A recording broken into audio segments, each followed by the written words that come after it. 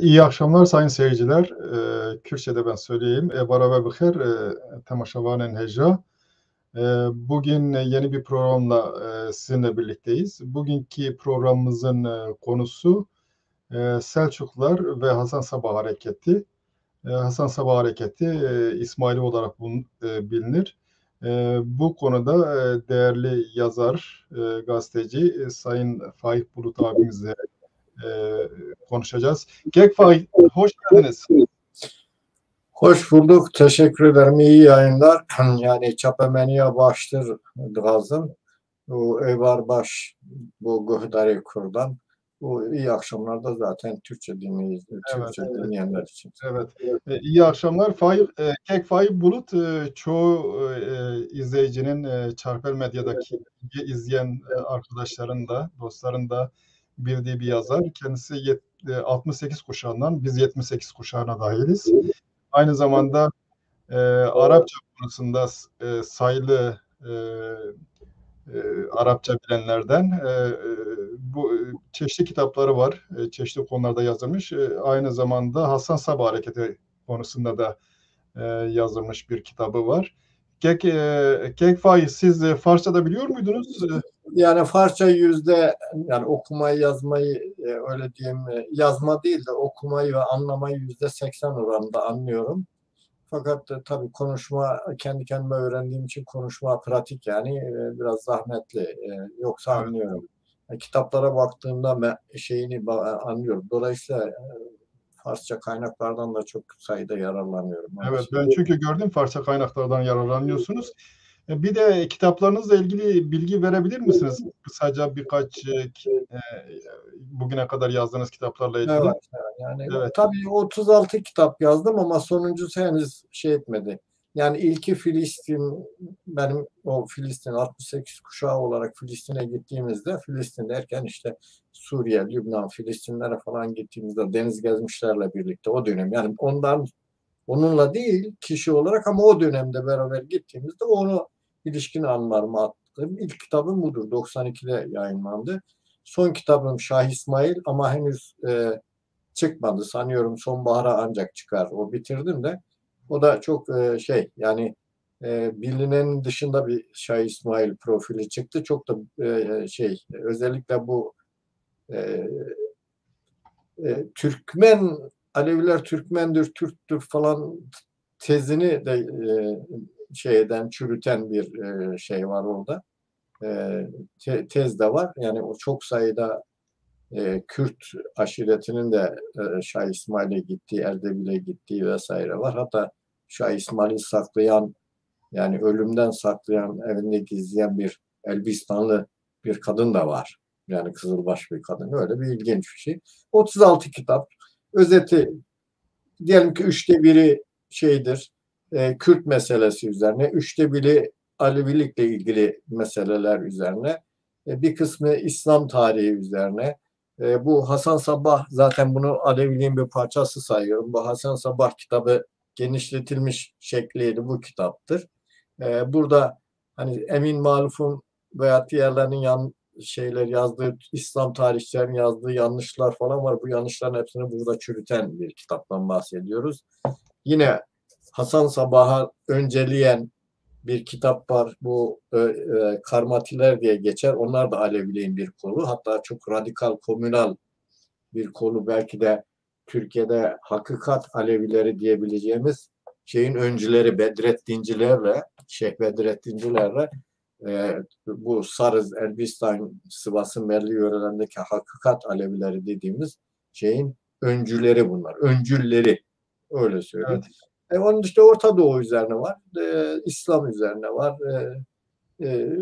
Çeşitli gezi değil de çeşitli zamanlarda yaptığım belgesellerin derlemeleri falan var. Özetle bu kadar uzatmayayım. Çok Evet. hani okuyucunun da kafasını karıştırmayayım. Horasan'dan nasıl geldik çok tartışma yarattı bu arada. Orada Alevilerin, Kürtlerin ne zaman bulunduğunu, nasıl geldiklerini, bir defa mı geldiler yoksa 3-5 gidiş geliş mi var? Yani Horasan'ın aslında özbeöz bir Türk yurdu olmadığını, sadece bir geçiş bölgesi olduğunu ispatladım o dönemde. O dönemlerde Selçukluların sadece binli yıllarda geldiği, işte bu anlatacağımız tarihte biraz onunla ilgili. Bir de Kürtlerde diplomasi, yani 4 parçayı dolaşarak her bir parçada diplomasi nasıl gidiyor onu işledim. Gerisi teferruat artık, öyle şey. Evet. Şimdi şöyle, tabii direkt konumuzla ilgisi yok ama sadece merak konusu olduğundan dolayı soruyorum. Siz solcu gelenekten gelmeniz itibariyle muhalif inançlarla ilgileniyorsunuz. Zira solculuğun kendisi zaten muhalif inançlardan biri, muhalif düşüncelerden bir tanesi. Bunun dışında sizin mesela ailece kökeninizde Alevilik gibi bir şey var mı, yoksa? Yok yok, yani hiç yok. Ya onunla eminim. Yani 7 baba ötesine gidiyorum. Hepsi bunlar 7 baba ötesine gittiğimde ezdiliği buluyorum. Evet. Evet. Alevilik değil de ezdilik. Yani bizim 300 sene falan galiba yıl önce zaten biz Kirmanşah'tan kalkıp gelmişiz. Ta Erivan'dan Türkiye'ye gelmişiz. Yani şöyle diyeyim, bilenler İran'ın Urmiye, Kirmanşah, Mahabat, Urmiye, Tebriz, Mako, oradan sonra Erivan'a geçmişiz ama Erivan şehri değil. Erivan eyaleti o bölgede. Oraya geçmişiz. Oradan bu Kürtler Reva falan derler. Türkler kaça kaç derler. 93 Harbi, yani 1877-78 Osmanlı Rus Savaşı'nda biz savaşın nasıl, hani bizim Güneyli Kürtler Saddam'ın bombalamasından sonra 1 milyon geldiler Çukurca'ya. Bizimkiler de öyle savaşın önünden kaçıp Iğdır'a geldiler falan. Orada öyle kaldılar vesaire vesaire. Dolayısıyla ama biz 300 sene önce şeymişiz, yani Ezdiymişiz. Evet. Ezdi inancındamış. Sonra şeyden hatırlıyorum, yani dedem biraz anlatıyordu. Diyordu biz pek Müslümanlığı usulen benimsemiştik ama kimse pek bilmiyordu. Ağrı Dağı'nın eteğinde cami imamı da zaten yok orada. Hani usulen benimsemişiz diyor. Melle Cami diye bir tasavvufçu gelir bize, hani şeyin erkanını anlatırdı. Yani işte Müslümanlığın erkanını falan filan anlatırdı. Öyle, yani bizim eğer illa bir şey sayacaksan ezdilikten ama Alevilikle bir şeyimiz yok. Evet. Yalnız ben Alevilerin dedemler, bu biraz da Sunnilerin Alevi köylerine, Kars'ın Selim Kazman köylerine biraz haksızlık, yani Sivas'taki gibi değil, Erzincan'daki gibi değil, Çorum'da da Maraş'taki gibi değil ama haksızlık ettiklerini gördükleri için bizim aşiret çok kuvvetliydi. Gelmiş dedemlere dediler kirve olalım. Dediler niye olalım? Dediler ki ya çok zulmediyorlar bize, yani haksızlık ediyorlar. O zaman dedem şeyi kabul ediyor. Diyor ki bunlar bizim kirvemizdir. Yani bütün o Alevi köyleri. Bu İlhan Cihaner milletvekili, onun babası Gildai. Bizim buradaki bütün Alevi köyleri bizim kirvemiz. Ondan sonra da kimse korkusundan zaten şey etmedi. Bir dönem beni o kirve olduğumuz evine gönderdiler. Bir dönem. Yani şey olsun diye. Ben orada olursam, hani bir haksızlık olursa falan bana olmuş sayılır. Dolayısıyla aşiret evet. falan diye öyle. Böyle bizim aramız iyiydi. Yani o günden beri bizim Alevilerde bir şeyliğimiz var. İçli dışlı olmamız. Evet. O kaçak dönemimde de Pazarcık'taki Alevi köylerinde kaldım. Esas biraz erkanı orada öğrendim. Ben öyle söyleyeyim. Yani 1972'de Pazarcık köylerinde beni Kürt Aleviler sakladılar. Çok ilginçtir. O zamanki Aleviler diyordu, öz Alevilik Kürtlüktür. Türklerde falan Alevilik olmaz. Aynen, aynen, aynen. Ben de onu hatırlıyorum. Onlar yani diyorlardı, onlar Türktür, biz Kürdüz diyorlardı. Şimdi değişmiş. Biz Türk'üz. Nasıl Evet. olduysa. Evet. Şimdi tabii sadece bu daha geriye gidecek olursa Yezidilik de Aleviliğin, yani zaten o zaman Alevilik diye bir şey de yok. Aynı muhalif kesime dahil olduğunu, sonradan ayrıştıklarını görüyoruz. Bu Sasaniler döneminde muhtemelen İslam'ın öncülü olan tek tanrılığı, işte Zerdüştlük, Zervani Zerdüştlük egemen güçlerin dini olarak hakim olunca muhalefet oluyor. Çünkü oradaki tanrıları da tasfiye etmek istiyorlar. Aslında tasfiye aynı zamanda bölgelerin de federatif devletlerin de tasfiyesi anlamına geliyor. O zaman muhalefet hareketi gelişiyor. Sonradan anlaşıldığı kadarıyla bunlar kendi işlerinde birisi Müslümanlığa daha yaklaşırken Alevilik olarak, diğeri biraz daha uzaklaşarak İzdilik olarak biçimleniyor. Benim bulgularım bu yönde. Neyse o uzun bir hikaye çünkü Uzun bir konumuz o hikaye. değil ama yani. Biz konumuza geçelim. Bu Hasan Sabah Evet, meşhur, işte bunlar suikastlerle meşhur. evet, evet. E, Hasan Sabah'ın nereden geliyor, nerede doğdu, nereden geldi, Evet, evet. nasıl ünlü oldu? Önce öyle başlayalım biz. Evet, Hasan Sabbah'ı bir anlatayım. Yani nasıl şey oldu ondan sonra Hasan Sabbah'ın feyz aldığı esas ocağı öyle diyeyim. Onu anlatayım perde arkasını. Evet, Ondan sonra Selçuklularla hikayesi kolay. evet, Şimdi Hasan Sabbah kısa haliyle bakarsak şimdi doğum tarihi çok net olmamakla birlikte milattan sonra 1046 1047 veyahut bir başka tarihe göre 1053-1054 milattan sonra. Yani evet. doğumu bu. Doğum yeri Kum. Yani şu Kum. anda İran'da bu Ayetullahların merkezi sayılan yani o Ayetullah dediğiniz onların büyük şeyleri, din adamları. O din adamları tek kutsal şeyde en büyük kutsal şehri de bu Kum. Kum'da Evet, doğmuştu. Ee, aslının Yemen'de Himyeri hem Arapçada him diyor. Himyeri denen iki şey var, kol var. Büyük hükümdarlık. Bu hükümdarlıklardan bir hanedanın yani bir sülalesinden geldiği söyleniyor ama kesin olmayan bir şeydir. Fakat her halükarda ailesi Yemen tarafından gelmiştir. Arap'tır. Öyle söyleyeyim. Öz Arap'tır. Yani e, sonradan Araplaşmış birisi değildir. E, sonra bu aile nasıl oluyorsa belki de o krallık çöküyor. Onu çok fazla bilmiyoruz. Bu aile şu yolu takip ediyor. Yemen, Suudi Arabistan, Suudi Arabistan, Irak, Irak'tan Küfe, Küfe denen işte bu şey Irak'ın bir şehri, Kerbala'ya yakın bir şehir ve Kuma. Bu sefer de İran'a. Orada yerleşiyor ailesi. Ailesi Şiidir. Yani 12 imam Şiisidir. evet. Öyle söyleyeyim. Ee, Hasan Sabbah da 12 yaşına kadar Şii olarak eğitilmiş. En azından babasından böyle görmüş ve Şii, 12 imam Şiiliğini bugün İran'da yaşayan Şiilik var. O Şiiliği benimsemiş. Fakat 12 e, bu arada o 12 yaşına girince aşağı yukarı 12 yaşına girince bir Fatımi halefiyle Fatımi bilge kişisi din adamıyla yani biz hani rehber diyebiliriz. Henüz mürşit falan değil ama rehber. 12 yaşında bununla tanışıyor. Bu adamın ismi Abdülmelik İbni Attaş. Yani İbn Attaş. Bu çok meşhur tarihte şeylerin köşe taşı. İsmaililerin e, köşe taşı sayılır. Temsilcisi İran'daki. Bununla tanışıyor. Bununla tanışırken bu da 1078 tanışmalar aşağı yukarı. Bu 1070 bir şeye oluyor.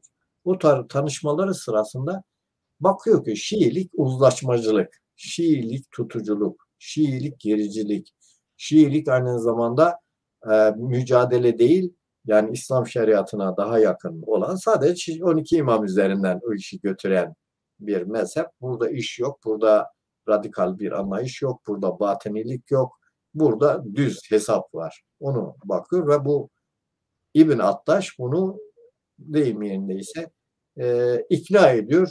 Niye?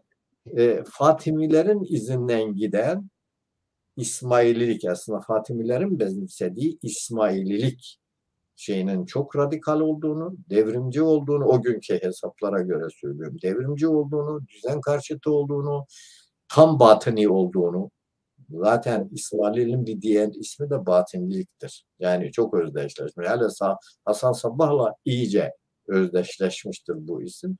Batınilik de onu ikna olunca Hasan Sabbah bir müddet sonra aşağı yukarı 1078, bakınız doğumu 1053-54 diye düşünürsek 12 yaşında öyle geçirmiş ama ondan önce de bu İbn Attaş sayesinde de bildiğiniz felsefeyi okumuş. İki, İran'daki felsefeyi okumuş. İrfan, deruni bilgi. Yani İran'da çok ciddi bir felsefedir deruni bilgi.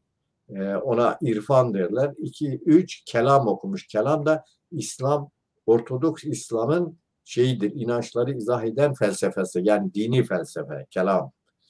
Ondan sonra ne? Fıkıh okumuş. İslam hukukunu okumuş başından sonuna kadar. 4'üncüsü matematiği okumuş. Ama yetkinleşmiş burada. Dolayısıyla öyle sokakta birisini yakar, şimdiki tarikatçıların yaptığı gibi birisini falan yakar, kafa kolu ilişkileri alan bir şey değil.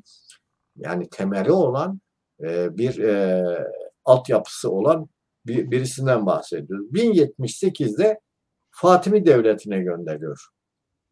İbn Attaş diyor ki sen git orada feyz al, piş, henüz çiğsin. Öyle biraz Alevi deyimiyle konuşursak böyle. Sen çiğsin, git oralardaki dergahta. Bu gitmeden önce uzun bir güzergah izliyor. Azerbaycan, dikkat edin. Azerbaycan'a şey yapıyor. Musul'a gidiyor. Musul'dan önce aslında Nusaybin'den geçiyor. Yani Kürdistan'ın Nusaybin çevresinden geçiyor. Sonra Musul'a geçiyor. Sonra Sincar'a geçiyor. Sonra Musul'a geçiyor. Çok da ilginç bir yer. Sonra Şam, Sayda dediğin Lübnan'ın 2 şehri var. Sayda ve Sur diye şehirleri. Akka şu anda İsrail'in bir limanı, denetimi altında bir limanı, meşhur liman kentidir. Bu Filistin şehridir. Oradan Mısır'a gidiyor. Mısır'a giderken o zaman Mısır halifesi, o da Alevi, Batıni Alevi üstelik, Mustansır Billah orada halife, yani hükümdar orada. Orada öğrendiği şey Darül Hikmet diye bazen geçer. Yani bilgi yurdu, bilgeler yurdu ya da bilgi üniversitesi gibi düşünün ama bunu hani biraz da inancı katarak söyleyeceksiniz. Felsefe yurdu anlamında da geçer.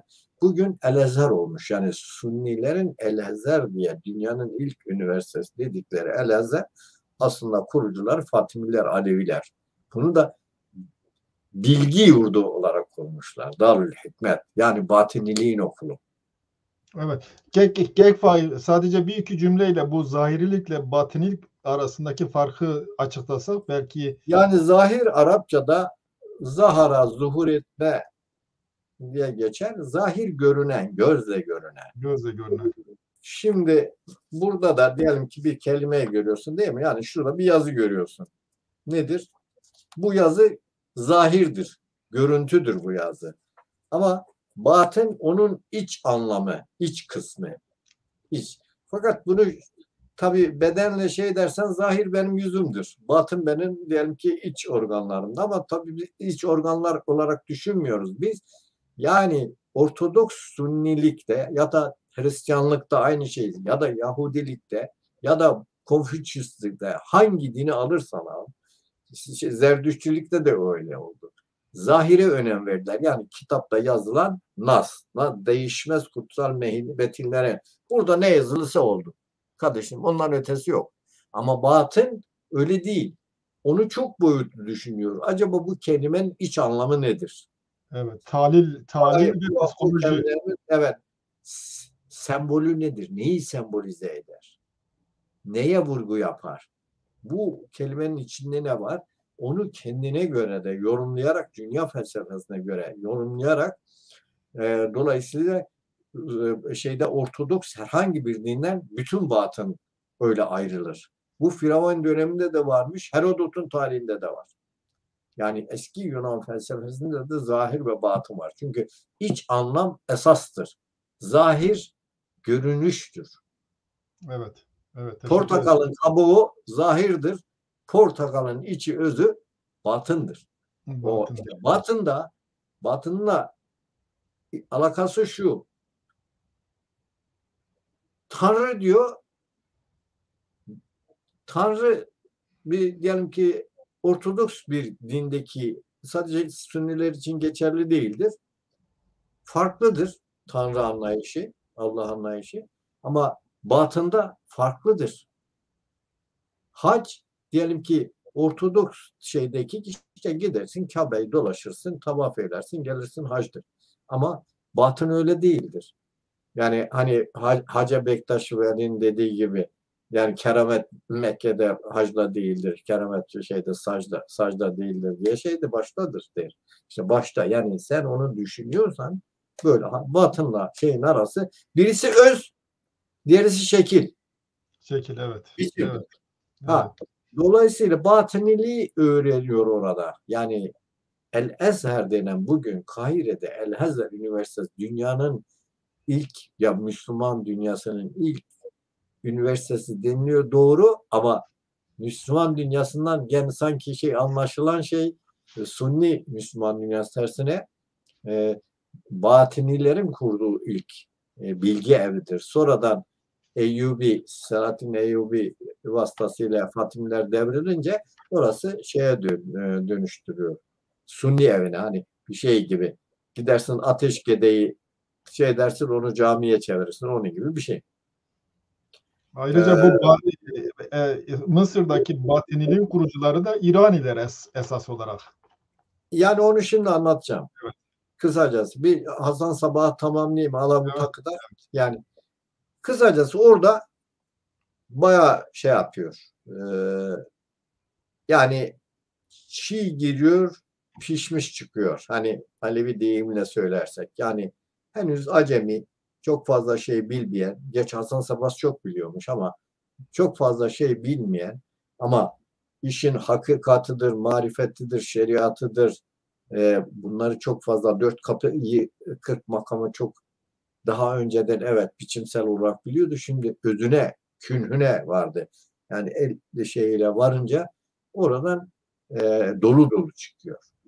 Dolu dolu çıkarken halife yani Alevilerin dünyadaki Alevilerin öyle söyleyeyim ilk halifesi şeydir, Fatimilerdir. İlk halifesi. Bu halife çok beğeniyor, onun yanına alıyor. Diyor ki sen benim vekilim ol. Hasan Sabah çok beğeniyor. Hasan Sabah ayrıca da diyor ki sen benim Horasan'daki daim olacak. Da'i derler Arapça. Da'i propagandacı bir, örgüt adamı iki, agitprop yani ajitasyon çeken üç ama esas olarak da temsilcidir da'i. Yani benim inançsal temsilcim Horasan'da sen olacaksın diyor.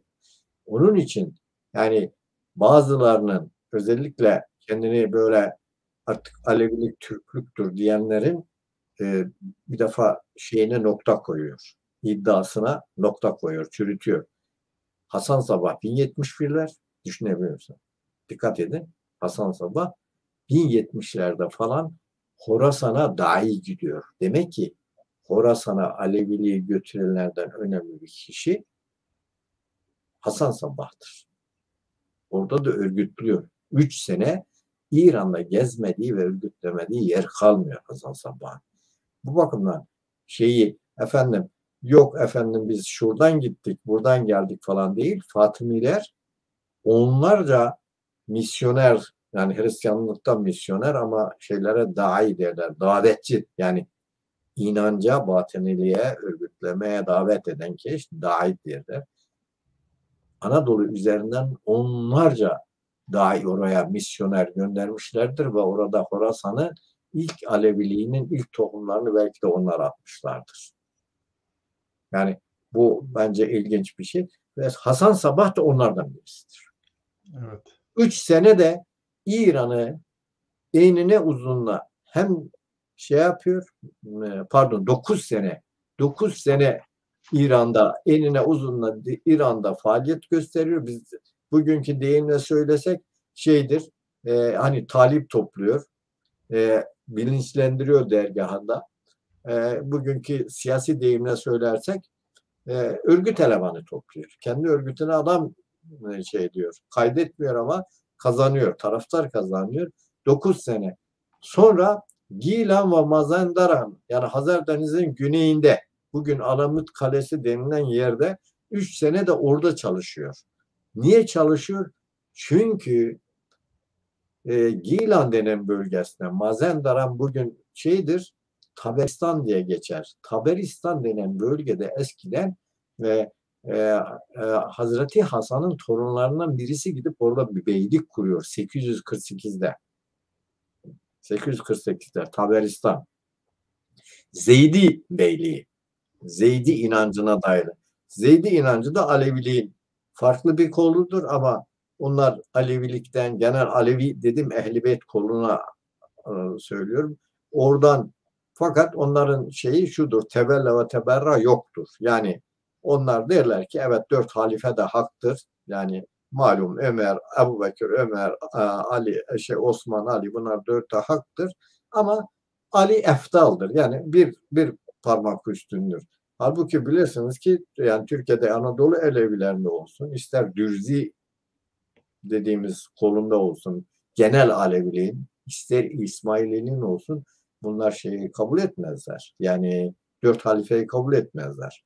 Ne? Sadece Ehl-i Beyt ve Hazreti Ali'yi kabul eder.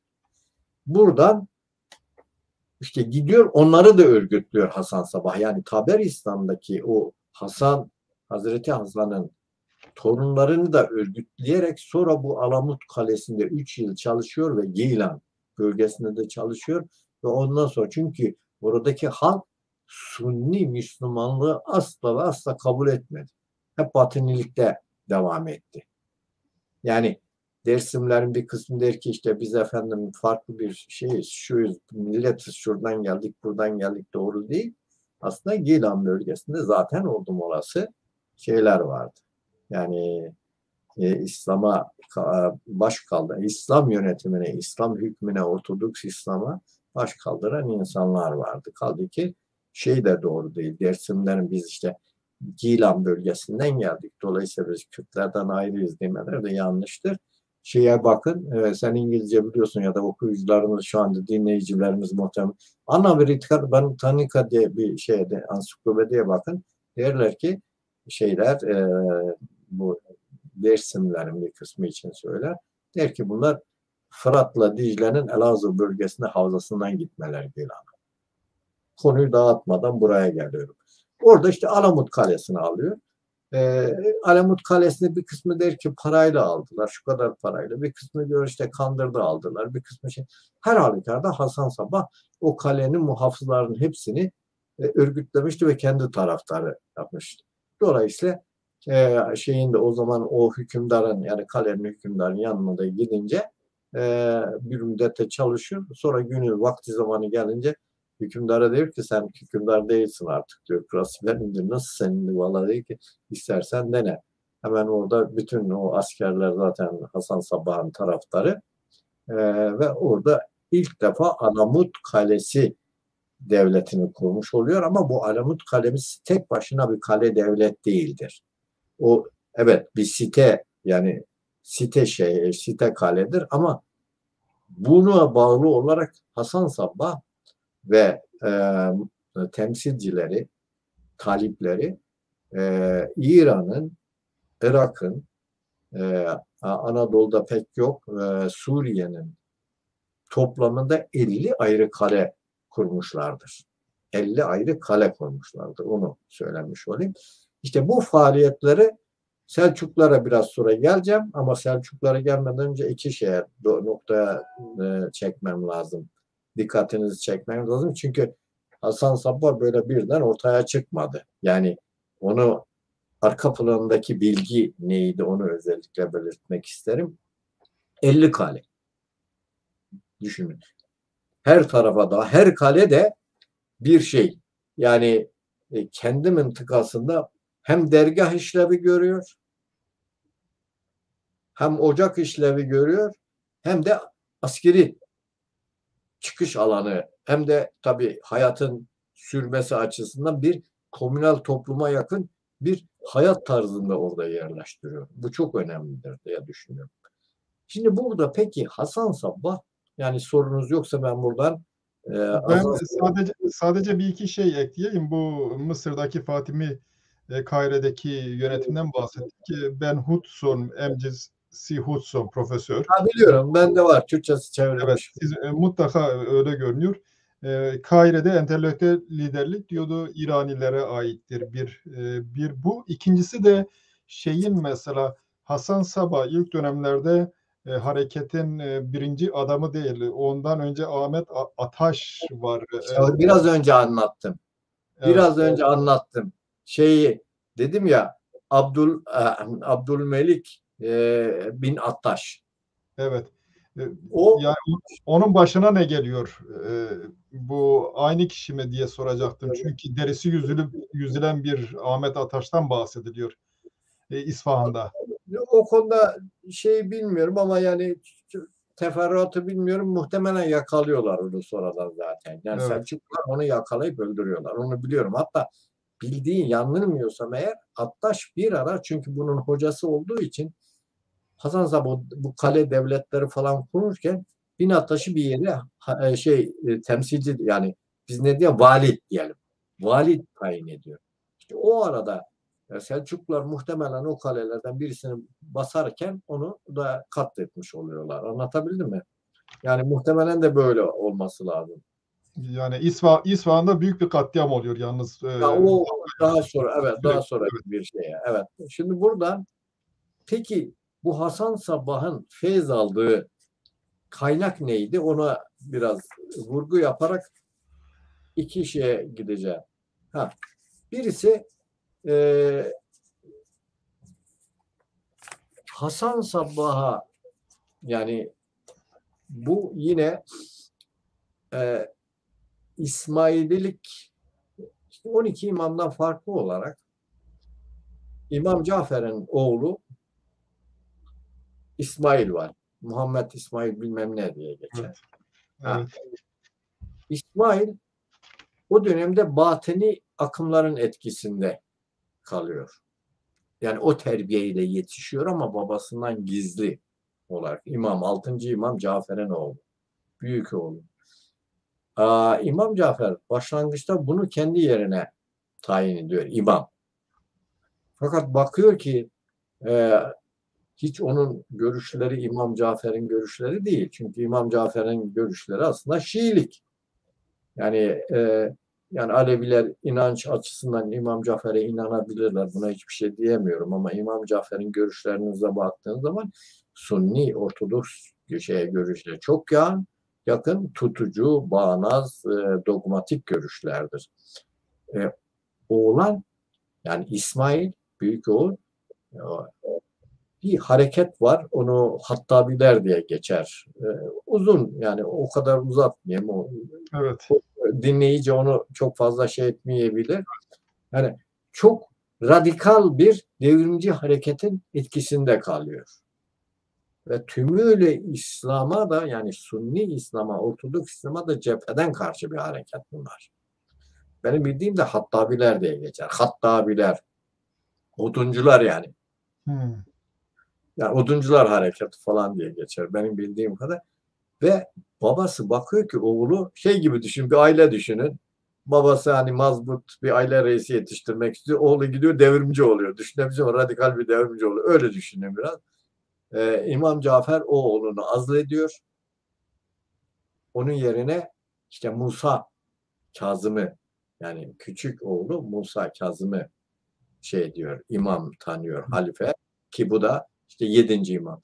İsmail'i şey edince, yani İsmail ölü bulunuyor bir şekilde. Bir kısmı eceliyle öldü diyor. Bir kısmı yok işte aile içi kavgadan ötürü ya da bir komplodan ötürü öldürüldü deniliyor. Her neyse ama orası önemli değil. Öldükten sonra onun İsmail'in görüşünü, radikal görüşünü benimseyen Aleviler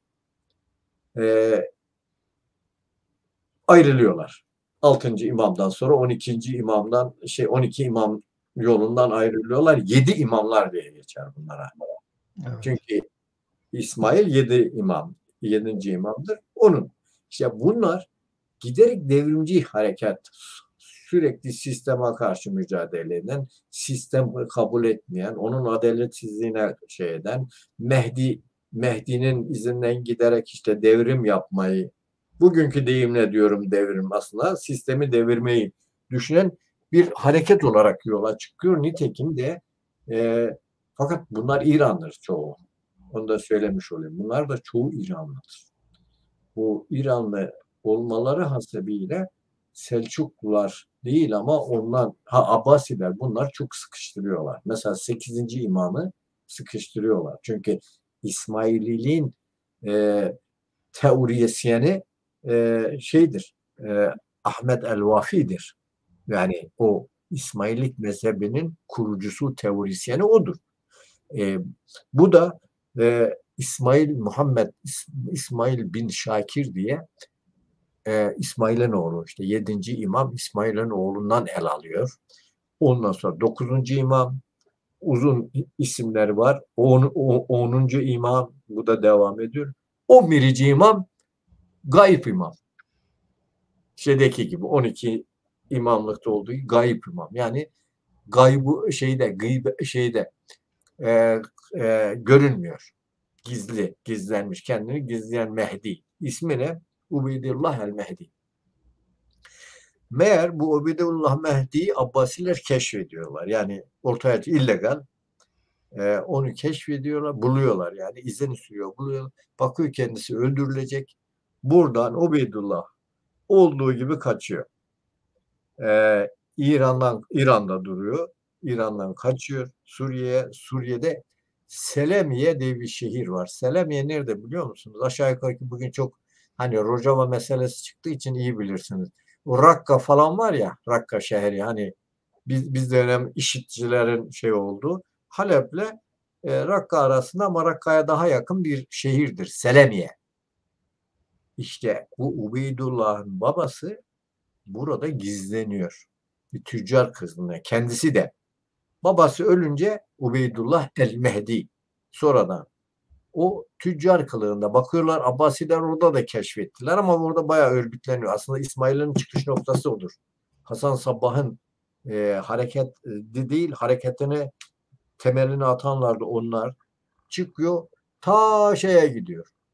Afrika'ya, Marok, yani nedir? Fas, Cezayir, Tunus'a gidiyor. Oralarda aşiretler arasında Berberi kabileleri arasında örgütleniyorlar. Şimdi o Hutsu'nun dediği şey şu: Kuzey Afrika'da Abbasi ve Emevilerden kaçan çok sayıda beylik var. O beyliklerin çoğu İran kökenlidir. Yani beylikleri kuranlar. Bunlardan birisi de Kürtlerdir. Evet. O İdrisilerin yan kollarından birisi Kürtlerdi. Cezayirli birisi söyledi bana. Hala diyor Nevruz'u kutluyorlar dağlarda falan. Ama bir gelenek olarak, siyaset olarak kutluyor Özeti, bunlar orada kurduktan sonra işte yenmediydi. Şu oradaki beylikleri yeniyorlar, şu ediyorlar, bu ediyorlar. 909 yılında kardeşim Kahire'ye geliyor. Yine Kahire'ye kadar geliyorlar. Fatımiler. Kahire'yi kuruyorlar. Kahire yok o zaman. Köy. Kasaba bile değildi orada. Kahire'yi kuruyorlar ve başkent ilan ediyorlar. Başlangıçta Tunus. Tunus'ta El Mehdiye diye bir şehir var. Orayı başkent ilan ediyorlar falan filan. Onlar uzun hikaye. Kurunca o zaman diyor ki Mehdi gayip değil artık.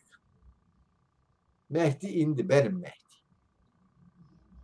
Yani ilk defa Alevilik tarihinde hani gayb olan Mehdi indi, o halde ben hak, hukuk, adaleti falan ben getireceğim. El-Ezer dediğimiz işte bu Utsu'nun işaret ettiği okul var, felsefe okulu. İşte evet. Bu Darül Hekme'dir.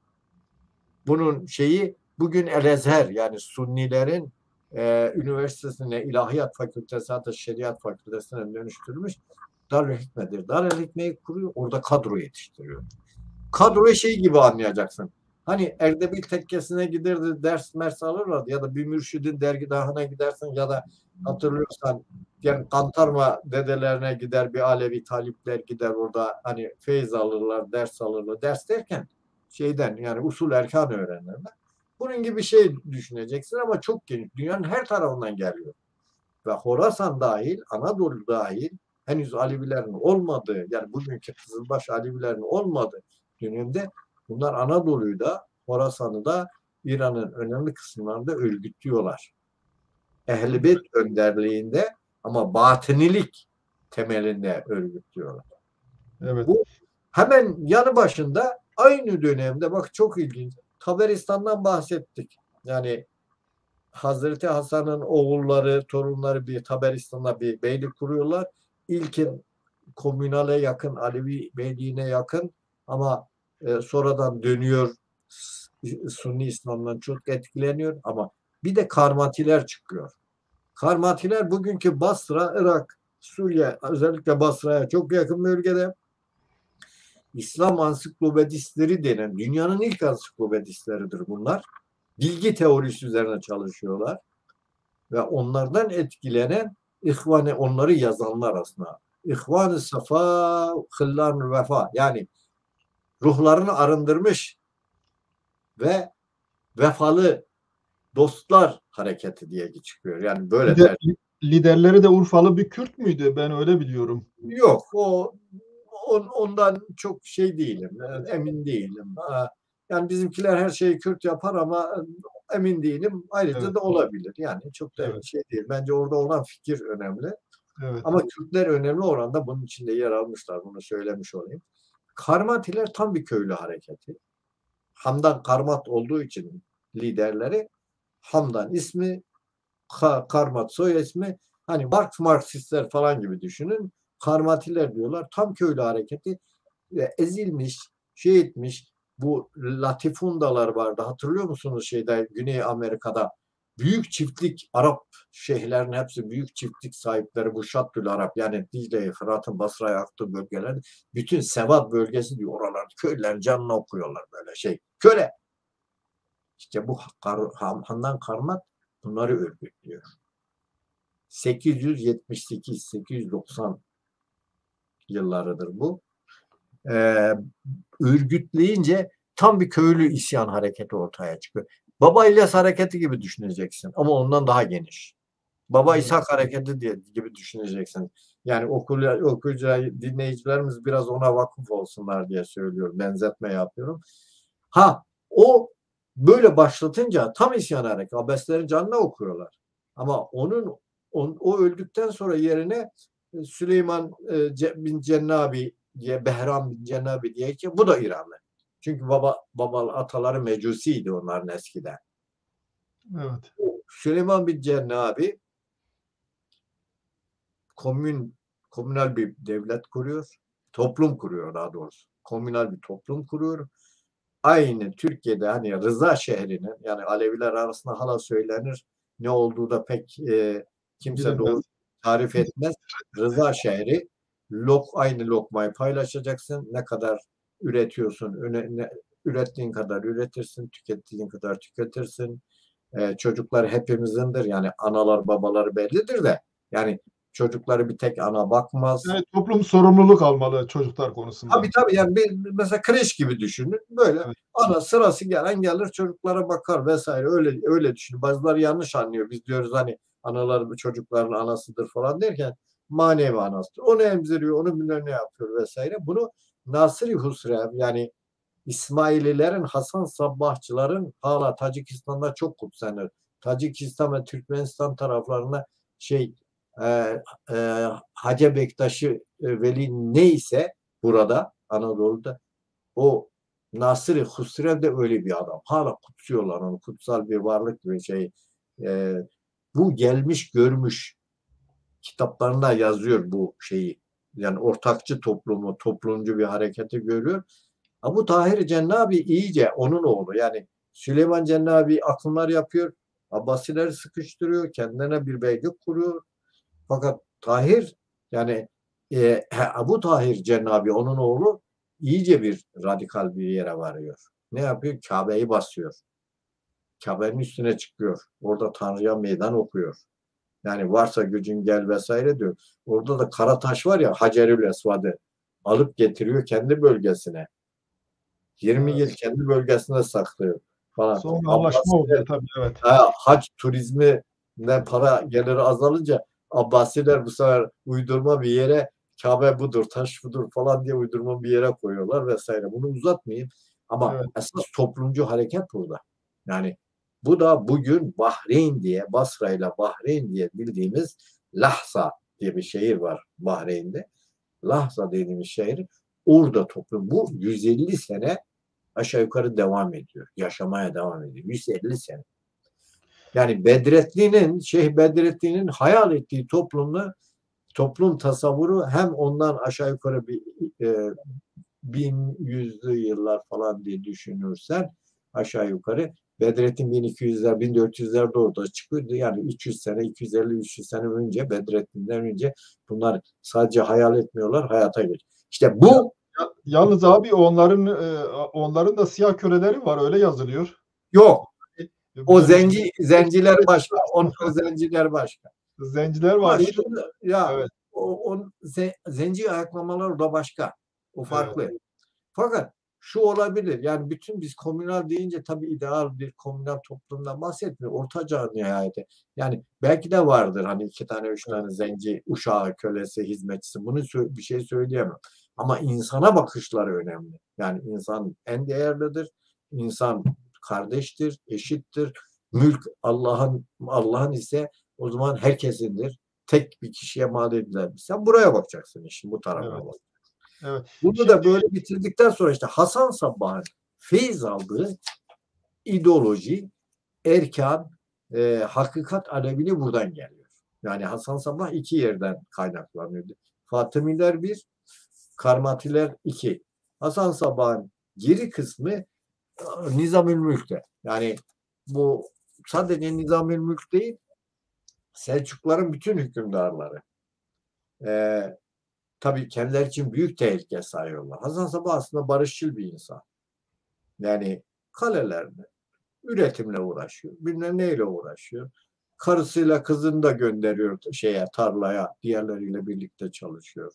İşte efendim tam eşitlikçi, oğlu da gidecek diğer insanlarla birlikte çalışacak falan. O ona üstün değil, o ona üstün değil falan diye. Fakat bakıyor ki bayağı bir yer ediniyor, o bölgeler Hasan Sabbah'ın etkisi altına giriyor. Çünkü bu mesela Alamut dediğimiz bölge 130 kilometre uzunluğunda, Hazar Denizi'ne bir tarafı da İran'ın Tebriz tarafına, Kazvin tarafına düşen bir bölge. Az bir bölge değil. Şey gibi düşün. Şu anda ne bileyim, diyelim ki hani Van'dan Botan bölgesi gibi düşün ya da Cizre'den Botan'a kadar uzanan bir şey düşün. Öyle bir şey düşünün. Dolayısıyla o bölge sadece ama Alamut'la değil, başka kalelerin çevresinde de var bu işler. Olunca rahatsız oluyorlar. Şimdi dikkat edin. Buraya dikkatinizi çekerim. Şimdi bu şey çok bağnaz. Bak, tarih hep böyle. Yani birebir tekerrür etmese bile birbirine çok benzer. Hasan Sabbah'ın bu faaliyetlerinden, bilimsel faaliyetlerinden de çok etkilenenler ya da çok kızanlar bu sefer bunu kötülüyorlar. Nedir bu? Efendim, bu cennet bahçesi varmış. Hurileri orada şey yapıyormuş. İşte efendim taraftarlarına esrar içiriyormuş. Sonra esrarı içirdikten sonra da gönderiyormuş da şunu öldür, bunu öldür falan diye. Şimdi bu tabii palavra. Yani Semerkant'ta da buna benzer bir şey yazılmış. Amin Maluf'u okuyanlar bilir. Bir de şu yanlış var. Amin Maluf'un Semerkant kitabını okuyanlar da şunu bilir. Der ki Ömer Hayyam 1, 2, Nizamül Mülk 2, bu Hasan Sabbah 3. Bunlar okul arkadaşıymışlar da şöyle etmişler de söz birliği yapmışlar falan şudur. Bunlar işte palavrasıdır. Çünkü ne yaşlar birbirine uyuyor ne de okula gittikleri şehirler birbirine uyuyor. evet. Bu işin bir yanı ama yani ben bu Alamut Kalesi'ne 4 defa gittim. Son gidişimde de İranlı arkeologlara da gittim, epeyce konuştum. Orada restorasyon yapıyorlardı.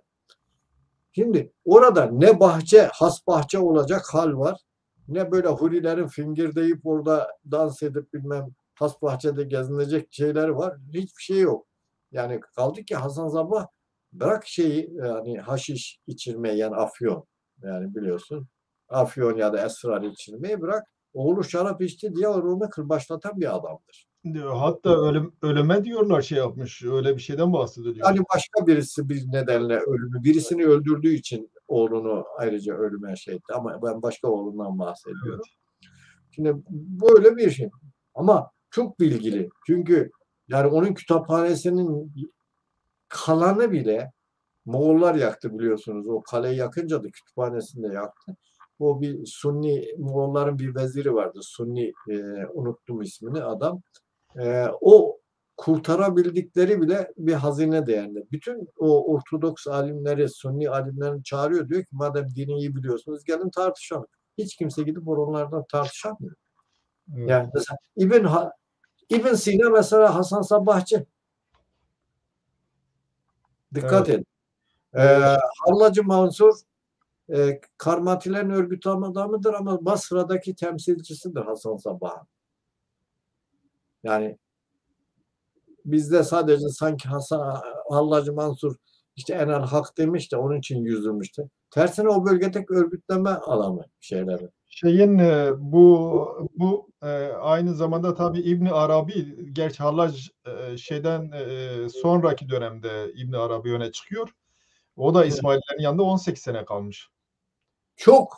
Ben sana daha bir şey söyleyeyim. Belki size garip gelecek ama bu İsmail Kaymaz mıydı? Londra'da epeyce bir araştırma yapmıştı, vefat etti. Bu Malatyalı bir Alevi, eskiden evet. TKP üyesiydi de. Evet, öyle İsmail Kaygusuz. Tamam. İsmail Kaygusuz belli belgelere dayanarak, yani Oxford'daki, Cambridge'de bilmiyorum, belli belgelere dayanarak şunu ileri sürdü. Ben yabana atılır bir iddia değil diyorum. Yani doğruya yakın olabilir. Diyor ki Hacı Bektaş Veli Moğol akımlarının önünden gelirken bir ara sığınıyor. Hasan Sabbah'ın kalelerinden birisine sığınıyor. Benim bildiğim sığındığı kaleler tabi tek değil ama yani ailesiyle burada Nişapur'da tabii Nişapur'da yaşıyormuş. Nişapur'dan aşağı iner Kuhistan'a gidiyor. Kuhistan dedim dağlık bölge. Pakistan'la Hindistan'la İran sınırının olduğu dağlık bölgedir. Hani bu Dersimlerin Demelki'de Zazaca biliyorsunuz. Koh Dağı'dır. Farsça'da Koh Dağı'dır. İslam dağlık bölge. Oraya sığınıyor.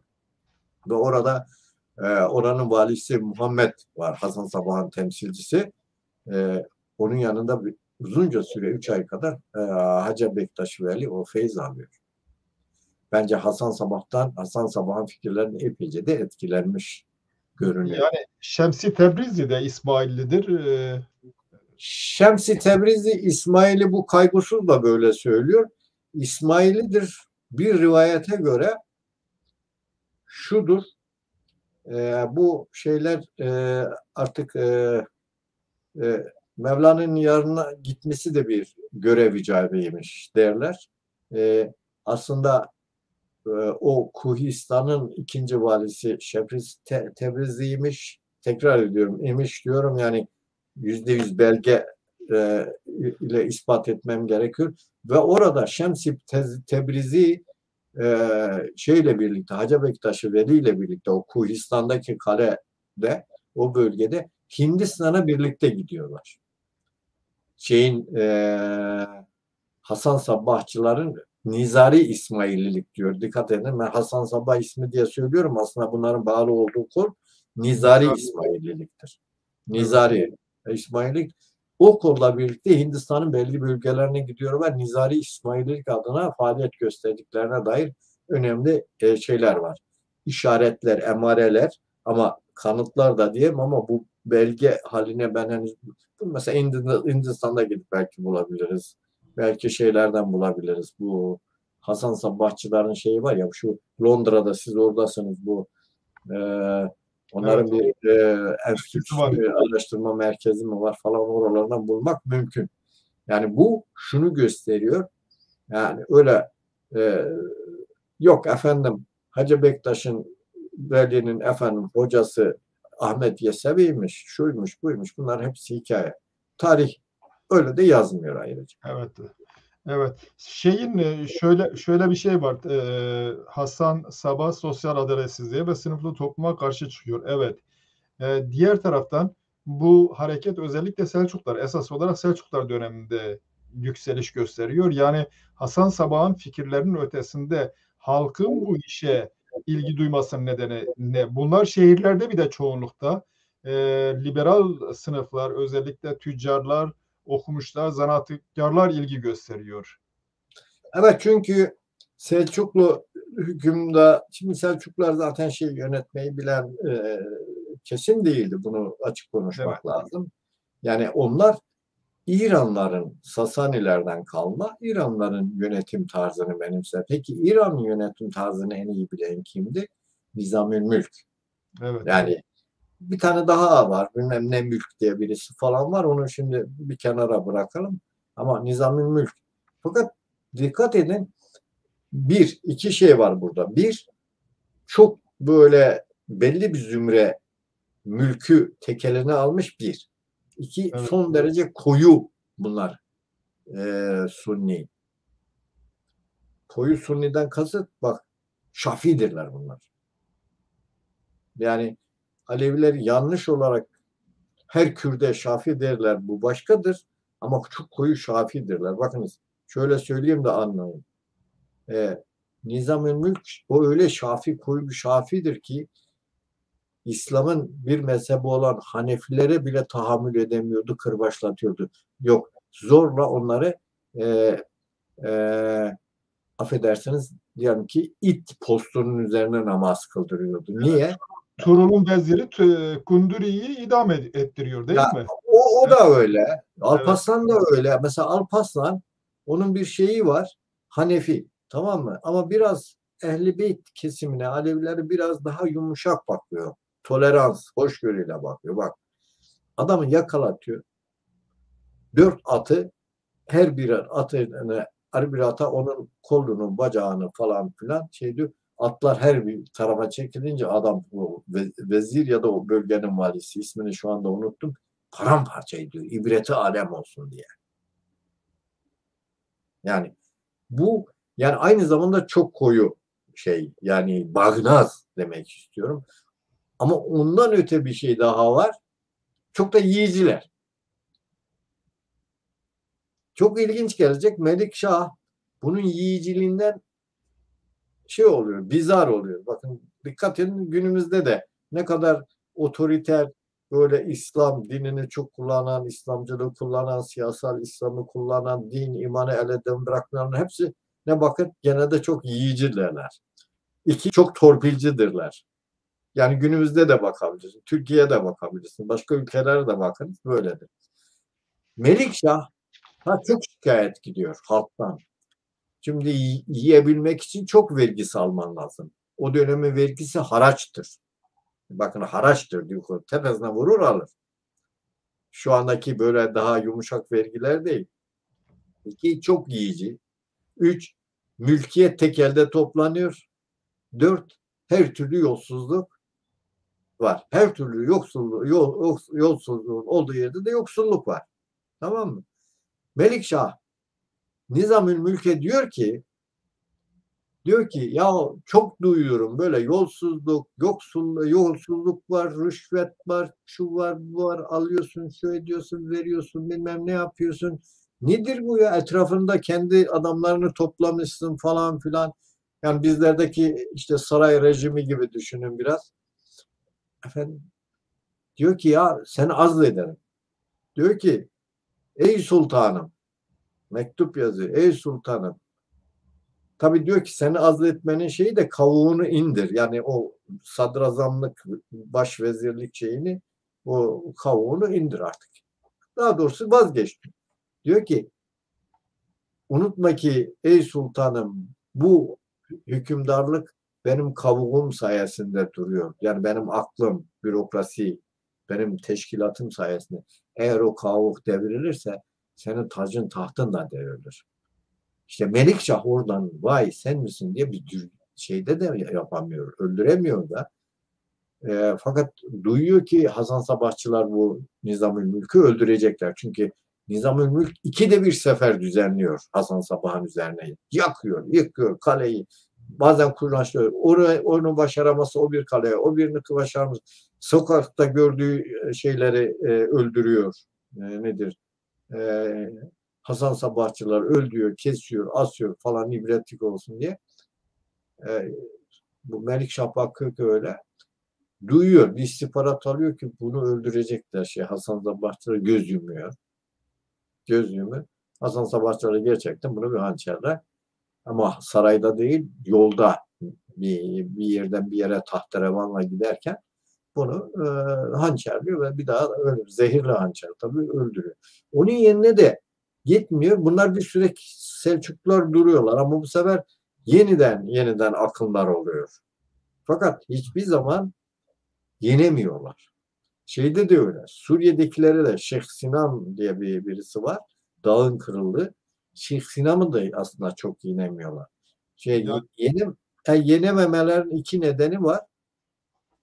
Birincisi orada çok dengeler değişken. İki, zaman zaman oradaki Sunni beylikleri, zaman zaman Hristiyanlar. Şimdi buradaki Hasan Sabahçılar da şey yapıyor, dengelere oynuyorlar. Bakıyorlar ki Hristiyanlar falan kendileri işbirliği yapacaklar, düşmana karşı onunla işbirliği yapıyorlar. Değilse başka bir şey yapıyorlar vesaire. Uzun sürüyor ama hiçbir zaman Selçuklular şeyi yenemiyorlar. Tamam, yakıyorlar, yıkıyorlar, çok öldürüyorlar. Hasan Sabah'ı geriletemiyorlar. Tersine yani Hasan Sabah, niye? Açlık var, zulüm var, haraç var, baskı var, öldürme de var. Tersine bu tarafta ne var? Görece tabii o döneme göre. Bir, ortakçılık var. İki, eşitlik var. Üç, o bölgede rahat yaşama var. Yani Hasan Sabah'ın olduğu bir. Üç, dört, bilgi var. Beş, dayanışma var.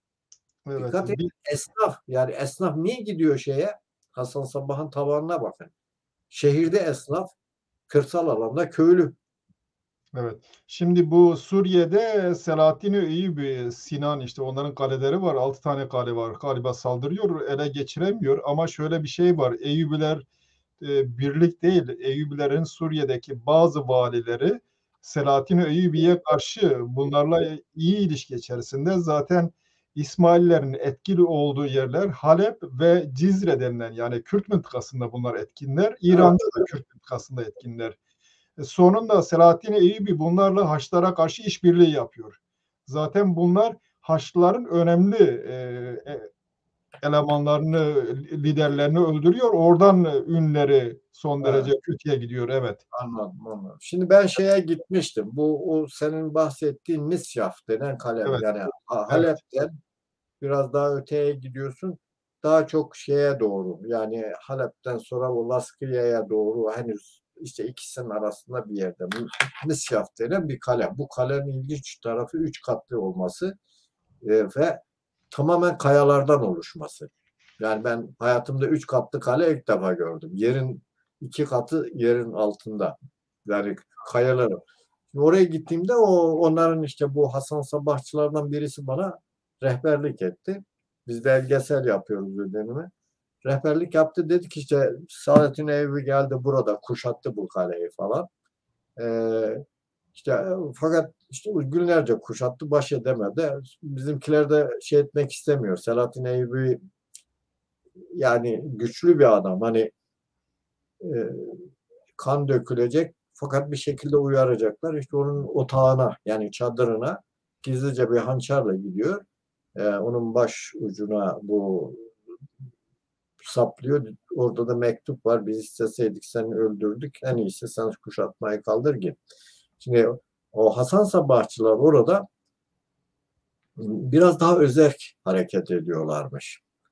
Hele dağın bir bölgesinde de biraz daha aşırı komünalcıymışlar. Bunu özetle belirteyim. Yani tam radikal bir komünalcılık falan hakimmiş.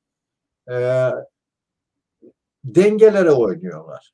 Mesela Selçuklular, Alparslan dahil ha, çok ilginç. Alparslan, o Muhammed Tapar, bu Selçukluların bu taraflara geldiklerinde, yani Suriye taraflarına geldiklerinde bayağı bunlar öldürüyorlar. Diyarbakır'da 700 kişiyi mesela öldürüyorlar, katlediyorlar. Halep'te önderlerini 400 kişiyi Halep'te katlediyorlar. Sonra tabii binleri buluyor vesaire. Burada ilginç olan şey şu. E, zaman zaman bakıyor ki diyelim ki bir beylik tarafından sıkıştırıldı ya da Hristiyanlar Zengiler tarafından sıkıştırıldı ya da efendim o bölgede bulunan diğer e, Türk beylikleri falan tarafından sıkıştı, işine gelmeyince bu sefer bunlarla ittifak da yapıyorlar. Haçlılara saldırıyorlar. Bu Selahattin Eyyubi'nin bunlarla ittifak yapmasının bir ara yapmış, bir ara yapmamış. Fakat Kudüs'ün alınmasında Hasan Sabbah fedailerinin rolü çok önemli. Kudüs biraz da onların fedailiği sayesinde. Ama Eyyubilerle tabii ittifak halinde bu işi yapıyorlar. Evet, o zaman Selçuklar Haçlılarla karşı fazla bir rol sahibi değiller. İlginç. Değiller de, bak ben size bir şey söyleyeyim. Selçuklu tarihini okuyanlar, Evet. Selçuklu tarihi, Anadolu Selçukluları dahil, Selçuklu tarihini, o Kılıç Arslanları biraz okuyun. Yani ne vaktiniz olur. Selçuklular, hani biz burada övünüyorlar ya, dedemiz, atamız Türktür, Türk Türk'e bilmem Türk'ün Türk'ten başka dostu yoktur falan diye övünüyor. Ya bu tarih değil. Tarih böyle olmuyor. Olmamış. Selçuklular o Türk beyliklerine, birbirlerine karşı daha fazla kılıç kullanmışlar. Hristiyanlara karşı, Haçlılara karşı kullanmaktan ziyade. Yani %90 birbirlerine karşı. Hatta Haçlılarla birlik olmuşlar. Filanca beyliği ortadan kaldırmışlar. Birbirlerine karşı. Özellikle Kılıç Arslan dönemine bakın. Bu Alparslan falan dönem de buna dahildi. Birbirlerine daha çok kılıç çekmişler. Tarih, çünkü o dönemde Türklük bilinci diye bir şey yok ya. Yani ulus bilinci falan yok ki. Yani adam orada çıkarına bakıyor. Benim çıkarıma gelirse Bizans'la Evet. işbirliği yapıp seni öldürürüm. Bu birini öldürürüm. Evet. Ama Hasan Sabbah abi bunlar için diyor, bunlar insan değil cin diyor. Bunlar cin sülalesinden. cins sülalesi şu, O da çünkü sonuçta deyim yerindeyse hep olumsuz, kobrocu düşünürler ve hoşgörü diye bir şey yok. Yapıyorlar. Hasan Sabbah'ın işini şurada bitireyim. Yani 1128'de falan aşağı yukarı Hasan Sabbah vefat ediyor. Onun yerine Ümidi Büzürk geçiyor. Ümidi Büzürk Türktür. Yani Türkistan taraflarından bir Türktür. Onun yerine ondan sonra daha sonra geleni bir Kürttür. Ondan sonrası sonuçta onların sülalesi falan böyle devam ediyor. İkinci Hasan. evet. Yani ikinci Muhammed var, ikinci Hasan var. Yani Ümidi Büzürk'ten sonra gelenlere bakıyoruz. Bunların en önemlisi, ilk defa e, kıyamet günü diye bir şey ilan ediyorlar. Yani bence buradaki izleyicilerin bilmesi gereken en önemli nokta bu. Kıyamet günüyle bunlar bütün dini, bütün şeylerini kendilerine göre yorumluyorlar ve ikinci Hasan zamanında da e, dini ortadan kaldırıyorlar. İslam'ı ortadan kaldırıyorlar. Resmen yok diyorlar. Biz artık bu dinle hiçbir ilişkimiz yok. Bu Alevilikte tekabülü, Batınilikte. Hani 4 kapı var ya, Evet. 4 kapı var biliyorsun, şeriat, tarikat, marifet, hakikat. Şimdi hakikat kapısına ilk defa bunlar ulaşıyorlar. Ve o hakikat kapısına ulaştığı kıyamet günü derler aslında. Yani cennet burasıdır. Artık sizin dinle. Kurtuluş günü yani. Evet, Evet. kurtuluş. Yani dini bağlardan kurtuldunuz. Onu demek istiyor. Ee, 4 bayrak, sarı, yeşil, kırmızı, beyaz. Evet. Sadece 4 bir şey bayrak. sorayım. Oraya geldik. Bir şeyi sormayı unuttum. Şimdi bu işte İsmaililere baktığımız zaman Nizarilere genellikle bunlar mücadeleleri lider kişileri öldürmeye yönelik yani suikastler. Bunlar neden böyle toplu ayaklanmaları değil de suikastleri yeğliyorlar? 2 defa toplu ayaklanma Suriye'de yapmaya kalktılar. Başaramadılar. Çünkü güçleri yetmez toplu ayaklanmaya. Evet. Çünkü halk sivil. Yani şey değil. Halkta çok silah yok. Yani kılıç mılıç falan çok yok. Evet. Olsa tırpan, dirgen gibi, orak marak gibi şeyler falan var. Bir o. İkincisi, bu suikastler aslında bakıyor üstüne sefer yapacak. Yani savaşa gelecek, kuşatmaya gelecek. Caydırma amaçlıydı. Evet. Yani bakıyor bir operasyon yapacak. Günkü şeyimizle konuşalım.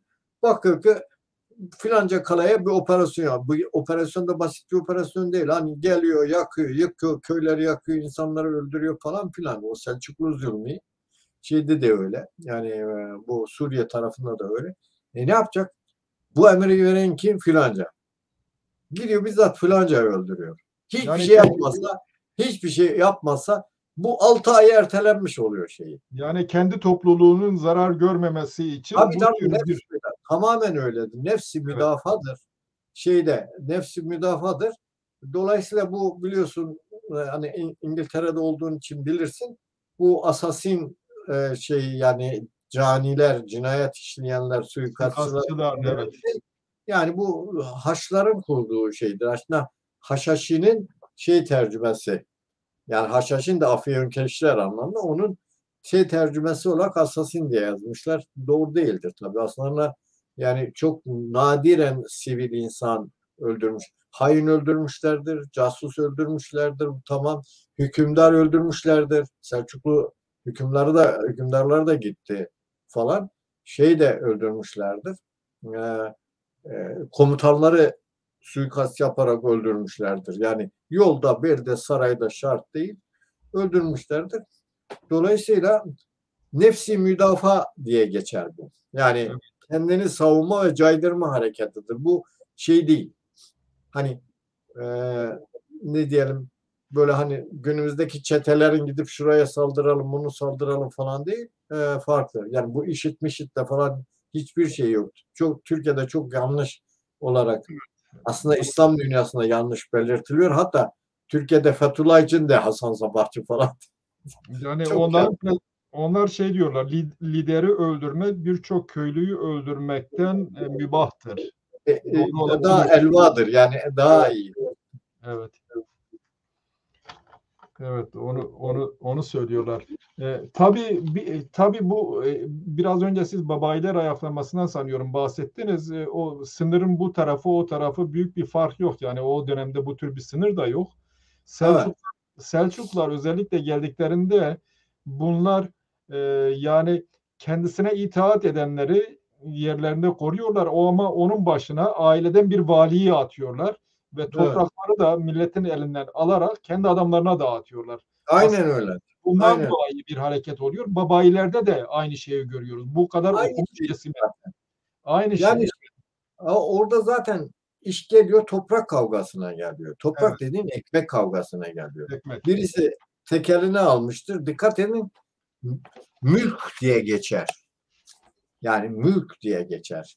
Mesela padişahlar Osmanlı toprakları diye asla geçmez. İmparator mülkü, padişah mülkü, Selçuklu hükümdarının mülkü diye geçer. Mülk, dikkat edin. Sanki kendi evi. Anladın mı? Mülk. Bütün o yani vatan diye bir şey yok. Kendi mülkü. Kılıç zoruyla almış kendi mülkü. O halde o mülk onundur. O mülk onunsa tekel demektir. O tekel demek köylüyü zorla çalıştırmak demek, angarya işte çalıştırmak, boğaz tokluğuna çalıştırmak demek. Yetmedi köylünün ektiği biçtiğinden de haraç alıyorsun vergi diye. Yani eski ismi bak Kürtçe paç derler vergiye. Oradandır. Mesela Samir Amin diye birisi vardı meşhur Marksist bir teorisyen.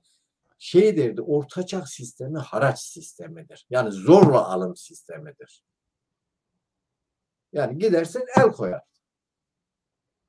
Dersin ki sen bana bu sene bu kadar şey vereceksin. İster o bölgenin valisi vasıtasıyla ister direkt. Yani haraç sistemi. Şimdi böyle olunca haraca dayalı bir sistem e, esnafın, köylünün, işte orta sınıfın, en alttakilerin e, şeyleri demektir. Baskılanması demektir. Ezilmesi demek, sömürülmesi demektir. Evet. Bu teolojik alanda bunlar Tanrı'nın birliğini savunuyorlar. Tanrı'nın birliği gereği Muhammed de onun bir parçasıdır. Bu günümüzde yani Dersim kökenli Alevilikte mesela Ali Muhammed nurundan bahsediliyor. Yani biraz Tanrı'yı sadece ruhani alemde değil insanlara daha yaklaştırma. Bazı Hem tanrısal. yaklaştırma var hem peygamberleri devreden sept diye geçer bu. Evet. Sept. Yani 7 peygamberden sonra yeniden birisi gelip o kurallar değişkendir derler. Yani derler ki o peygamberlerin getirdikleri şerait Türkçe'de sadece şeriat diye geçmez. Yani kanunlar, yasalar, kurallar. Yani Türkçe'ye öyle de çevirelim. Sabit değildir, değişmez değildir. 7 peygamberden sonra gelir bir imam. İmamdan da kasıt işte Nizarilerin yani Hasan Sabahçıların toplumsal ve siyasi, ruhani ve siyasi yönlerine gelip bu kuralları değiştirebilirler. Ve o değiştiren de peygamber yerine geçer.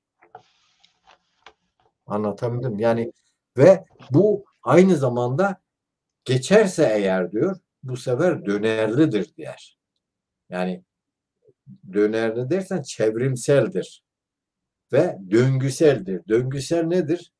Yani şeydir, bir devri daim yapmasıdır bu.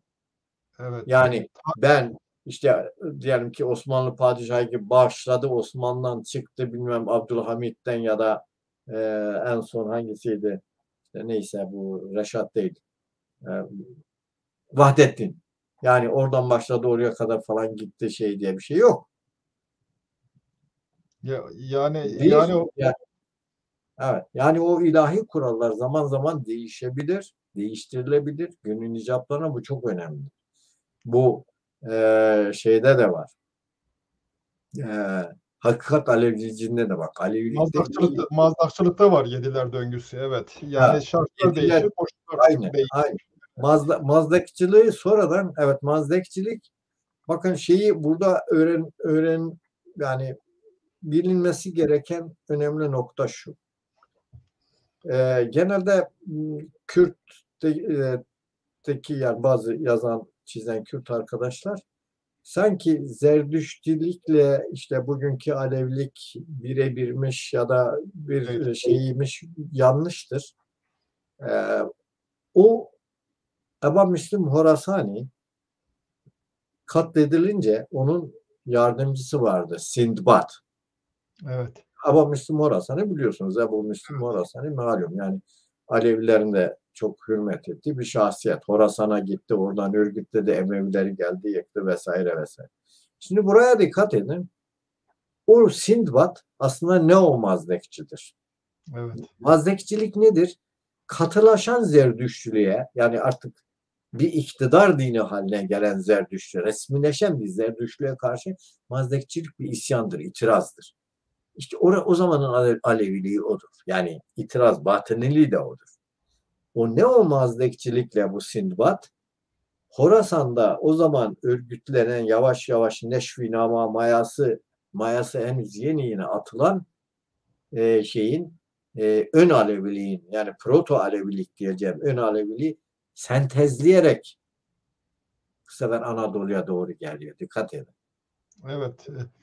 Evet. Zaten Yani onlar bu dört kapı konusunda fikirdir, gelenektir. Yani psikolojik ögeleri. evet ya İnsanların bunlar çok psikolojik önemlidir. önem Şimdi veriyorlar. mesela şey çok önemlidir. Tamam biz Hasan Sabah'tan sonra dikkat edin.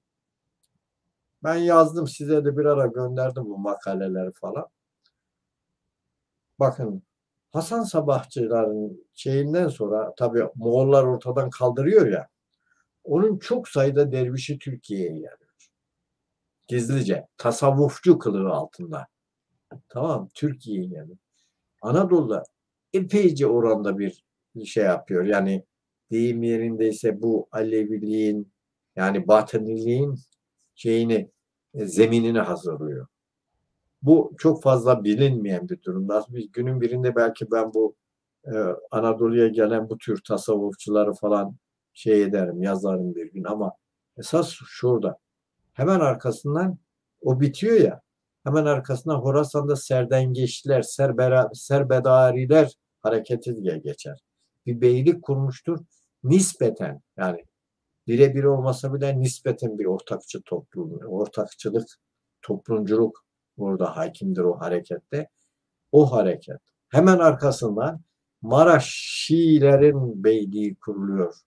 Bugün Mazandaran diye Hazar Denizi'nin doğu kesimlerinde ormanlık bir bölge. Mazandara'da Maraş Seyitleri gidiyorlar oradan.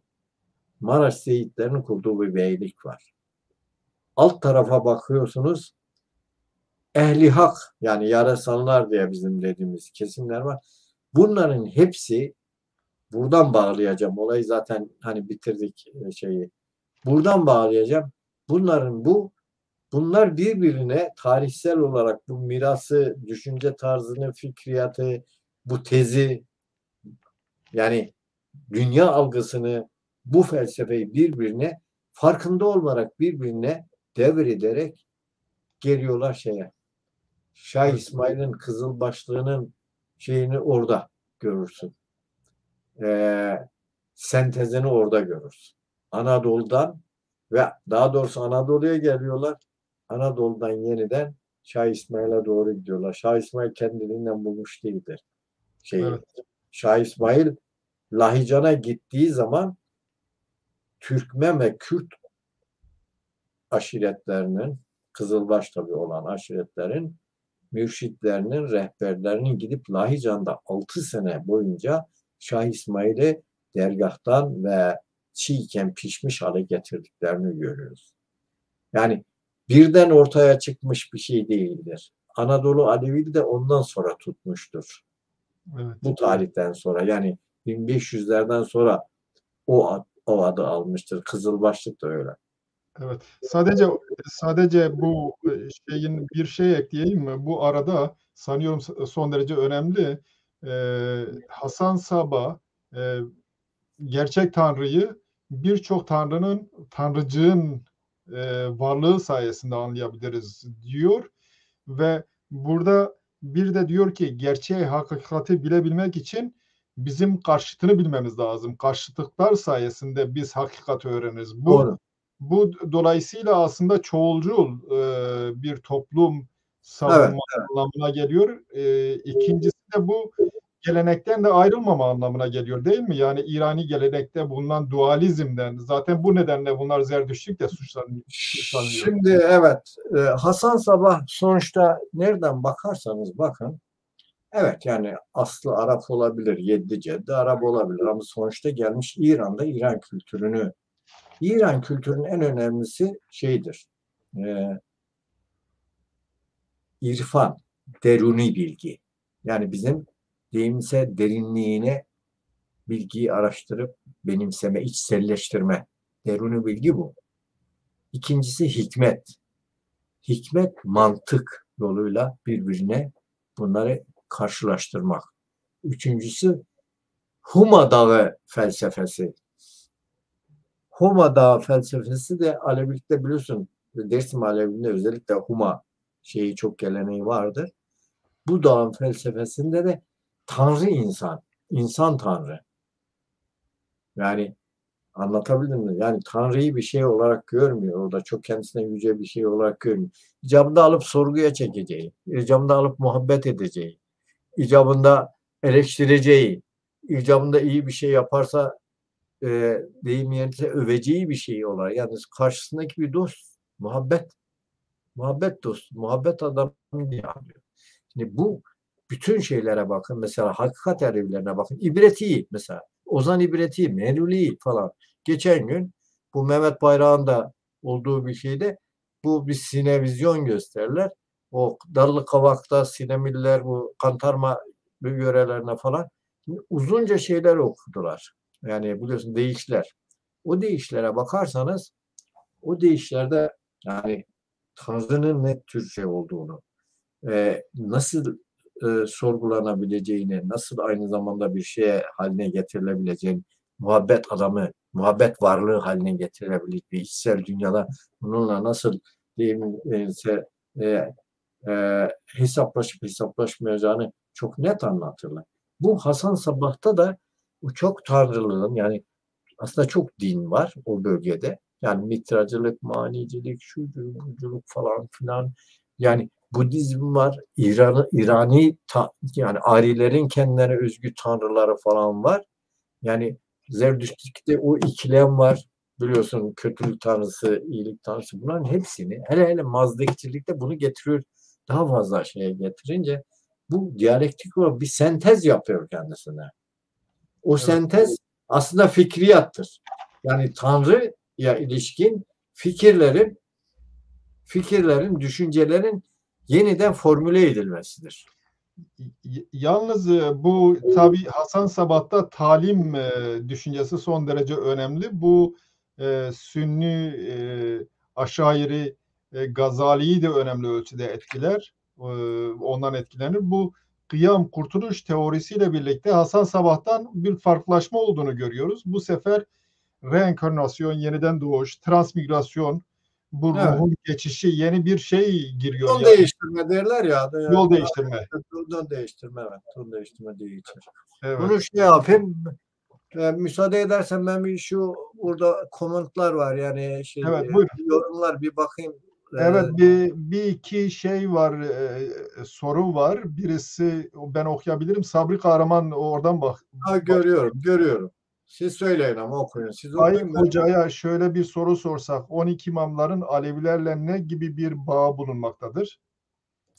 Yani doğrusunu isterseniz hani bu inança girdiği için çok fazla onu bir şey söyleyemem ama yani tabii Aleviler Ehl-i Beyt sevgisi var. Hazreti Ali'yi de kutsarlar, önderleri kabul ederler.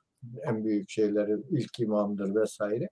Bunların hepsi yani tabii Ehl-i Beyt olunca ister istemez o nedir aba pençeyi aba yani o abanın altında Hazreti Fatma, Hazreti Hüseyin, Hazreti Hasan, Ali vesaire bunların hepsi var.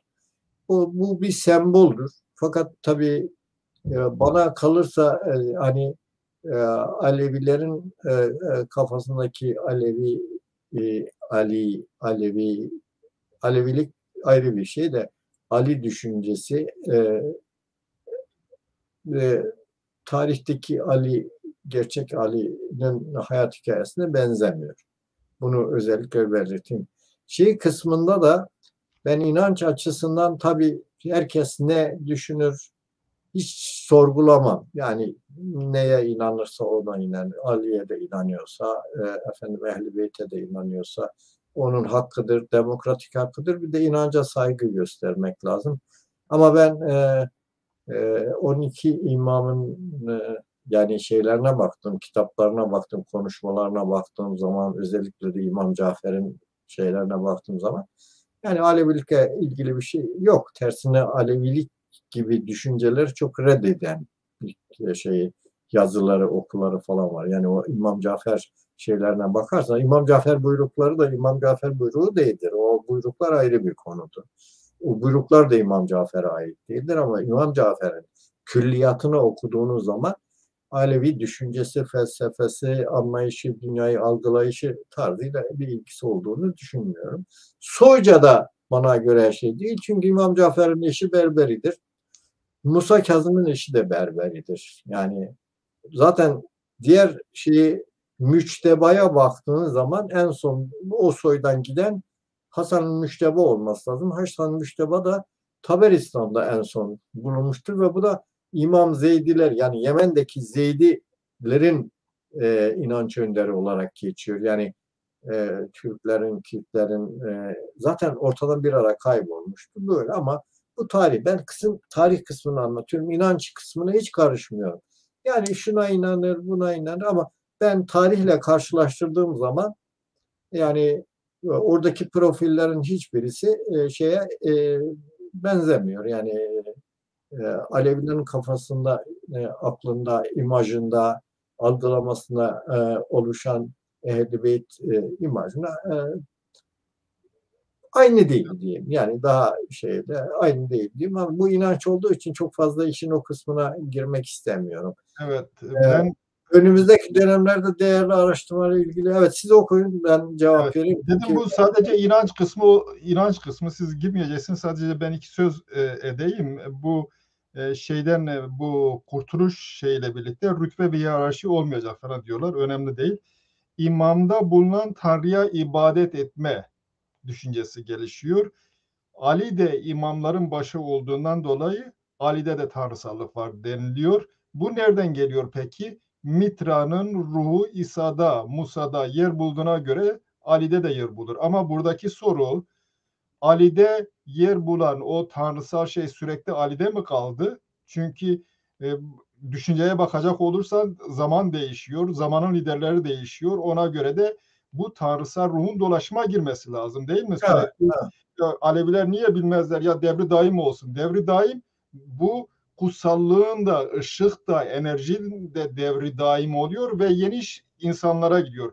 Eba Evet. Müslüm Orsani mesela onlardan bir tanesi. Sonra kim Evet, olur o bilmem. öyledir ama diyeyim Evet, yani bu sadece Mitra vesaire de özgü bir şey değil. Mesela evet, Arap Alevilerinde, Dürzülerde de mesela var. evet. Yani Yani bu yol Budizm değiştirme üzerinde. anlayışı bir batini felsefenin şeyidir. Yani döngü. Devri Döngü. daim. Mesela Dürzülerin de ben arasına katıldım. Onlarda da öyle bir şey var. Platonculukta da var sanıyorum. Onlar da Platonculukta da var. Evet, Ali'yi tanrısallaştırırlar. Sonra Fatimilerin bir hükümdarı var onun. Ama mesela evet, Arap Alevileri, Nusayriler dediğimiz, yani doğru ismi Nusayrilerdir ama onlar kendilerine Arap Alevisi diyorlar. Arap Alevilerine de bakın görünüşte yani kendi Cem demeyeyim ama onlar toplantılar Cem diyelim hadi. Onda mesela o Cem'de tanrısallaştırırlar. İsmaililer bugün zaman zaman Ağa Hanı, çünkü onların 149. imamıdır. 49. mu 149. imam olması lazım. 49. galiba. Neyse ona bakarsanız mesela onlar da Ağa Hanı tanrısallaştırırlar. Bazen onun yüzüne, yani onun bakarlar. Simasına, portresine bakarak niyaz ederler. Dolayısıyla bu niceliksel farklara rağmen her halükarda yani Tanrı anlayışları, tanrısallaştırma anlayışı farklıdır. Yani Ortodoks olan bütün inançlardan çok daha farklıdır. Bunu söylemişim. evet. Mahir Kaya diye bir arkadaşımız.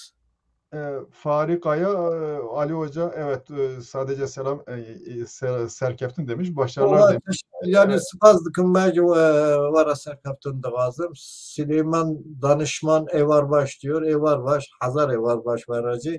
evet. Hangis Mehmet Şimşek diye bir ismi. Yoksulları yönetmek kolay da ondan bu gibi yönetimler halkın sefaretliliklerini sürdürürler. Bunu Evet. çok anlayamadım, bu soruyu Evet. doğrusunu istedim. Yani soru değil, yorum. Ben soruyu okuyayım. Cemal Özel'in var. Güler Gültekin Yok, başarılı. evet yok hangis Mehmet Şimşek diye bir arkadaşımız bir şey. Yoksulları yönetmek kolay da bu gibi yönetimler halkın sefaletinden iktidarını sürdürürler. Yani ben de anlamadım soruyu. Muhtemelen yönetime geldikten sonra aynı şeyi becermek zor. Galiba onun gibi bir şey olabilir. Cemal Özel Evet. soruyor. Halep Mirdasilerinin Nizari İsmailler ile bir alakası var mıdır? Mirdasilerin Büvey ve Fatimiler arasındaki itikatsal farklar konusunda hoca ne der? Faik Hoca'ya selamlar, iyi yayınlar. Teşekkür ederim. Yani İsmaillerle bir alakası olduğuna dair bir şey okumadım. Hani yok diyemiyorum. Okumadığım için bu soruları maalesef cevabını veremiyorum. Yani okumadım. Bakarım. Yani ben size iletirim. Siz de mümkünse kendisine iletirsiniz, Evet, Cemal Özel kardeşini. Bu Büveyh oğulları diye geçer. Büveyoğullar, evet. Evet. Yani Fatimiler arasında falan. Bu daha sonra Fatimilerle bir şekilde ilişkileri var. Yani ama bu Ehoğullar daha çok Şii'ydi. Yani onu söyleyeyim. Yani Şii gelenekten gelmedir. Fatimiler Şii gelenekten değil, İsmaili gelenekten gelmeler. Ee, O bakımdan aralarında ciddi fark var. Yani Şiilerle bugün Aleviler arasında nasıl bir fark varsa Fatimiler ile bu Buveyhoğullar arasında böyle bir fark vardı. Ama şunu da söyleyeyim, Abbasilerin Buveyhoğulları bir dönem Bağdat'ta yönetiyorlardı, hükümet idiler o zaman. O dönemde bu işte Muharrem orucunu falan kıran nedir meşru kılan e, kılınmasını anılmasını e, yardımcı olan kişilerdi. Bir de onlar şeyden sonra ama ne derler e, zemininde hazırladılar bir bakıma Alevilerin oralardaki faaliyetlerine göz yumdular. E, O kadar. Yani şimdilik uzun çünkü bu oğulların hikayesi çünkü onları da sonradan temizlediler Abbasiler geldi.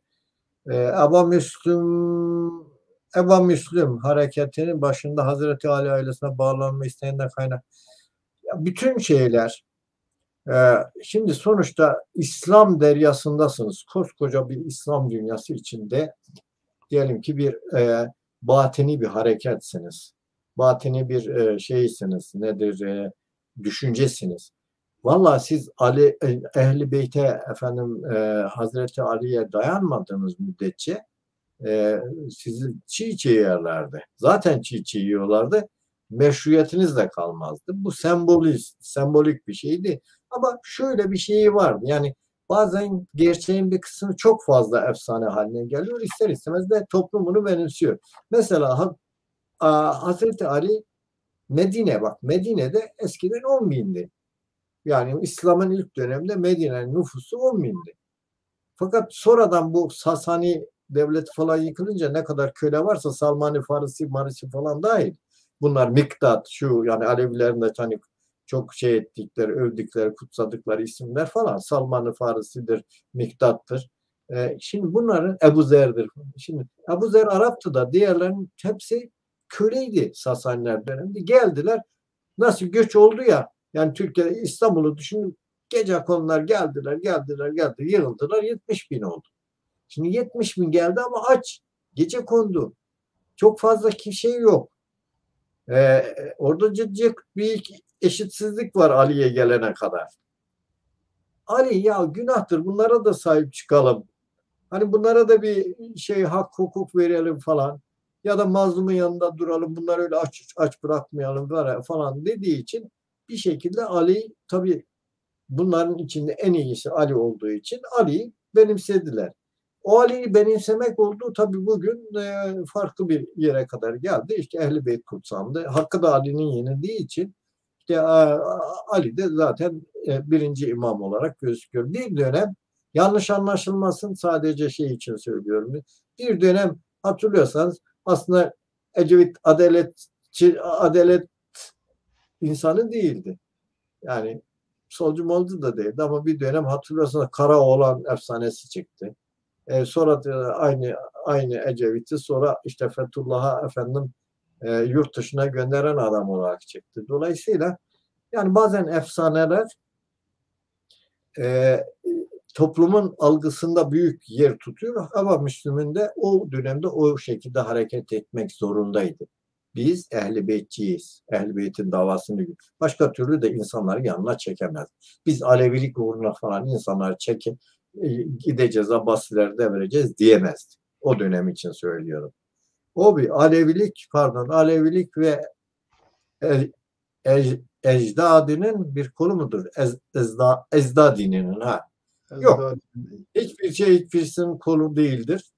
Sadece birbirlerinin tarihte birbirlerinden önemli oranda etkilenmişlerdir ve bir şekilde önemli unsurlarını kapsarlar.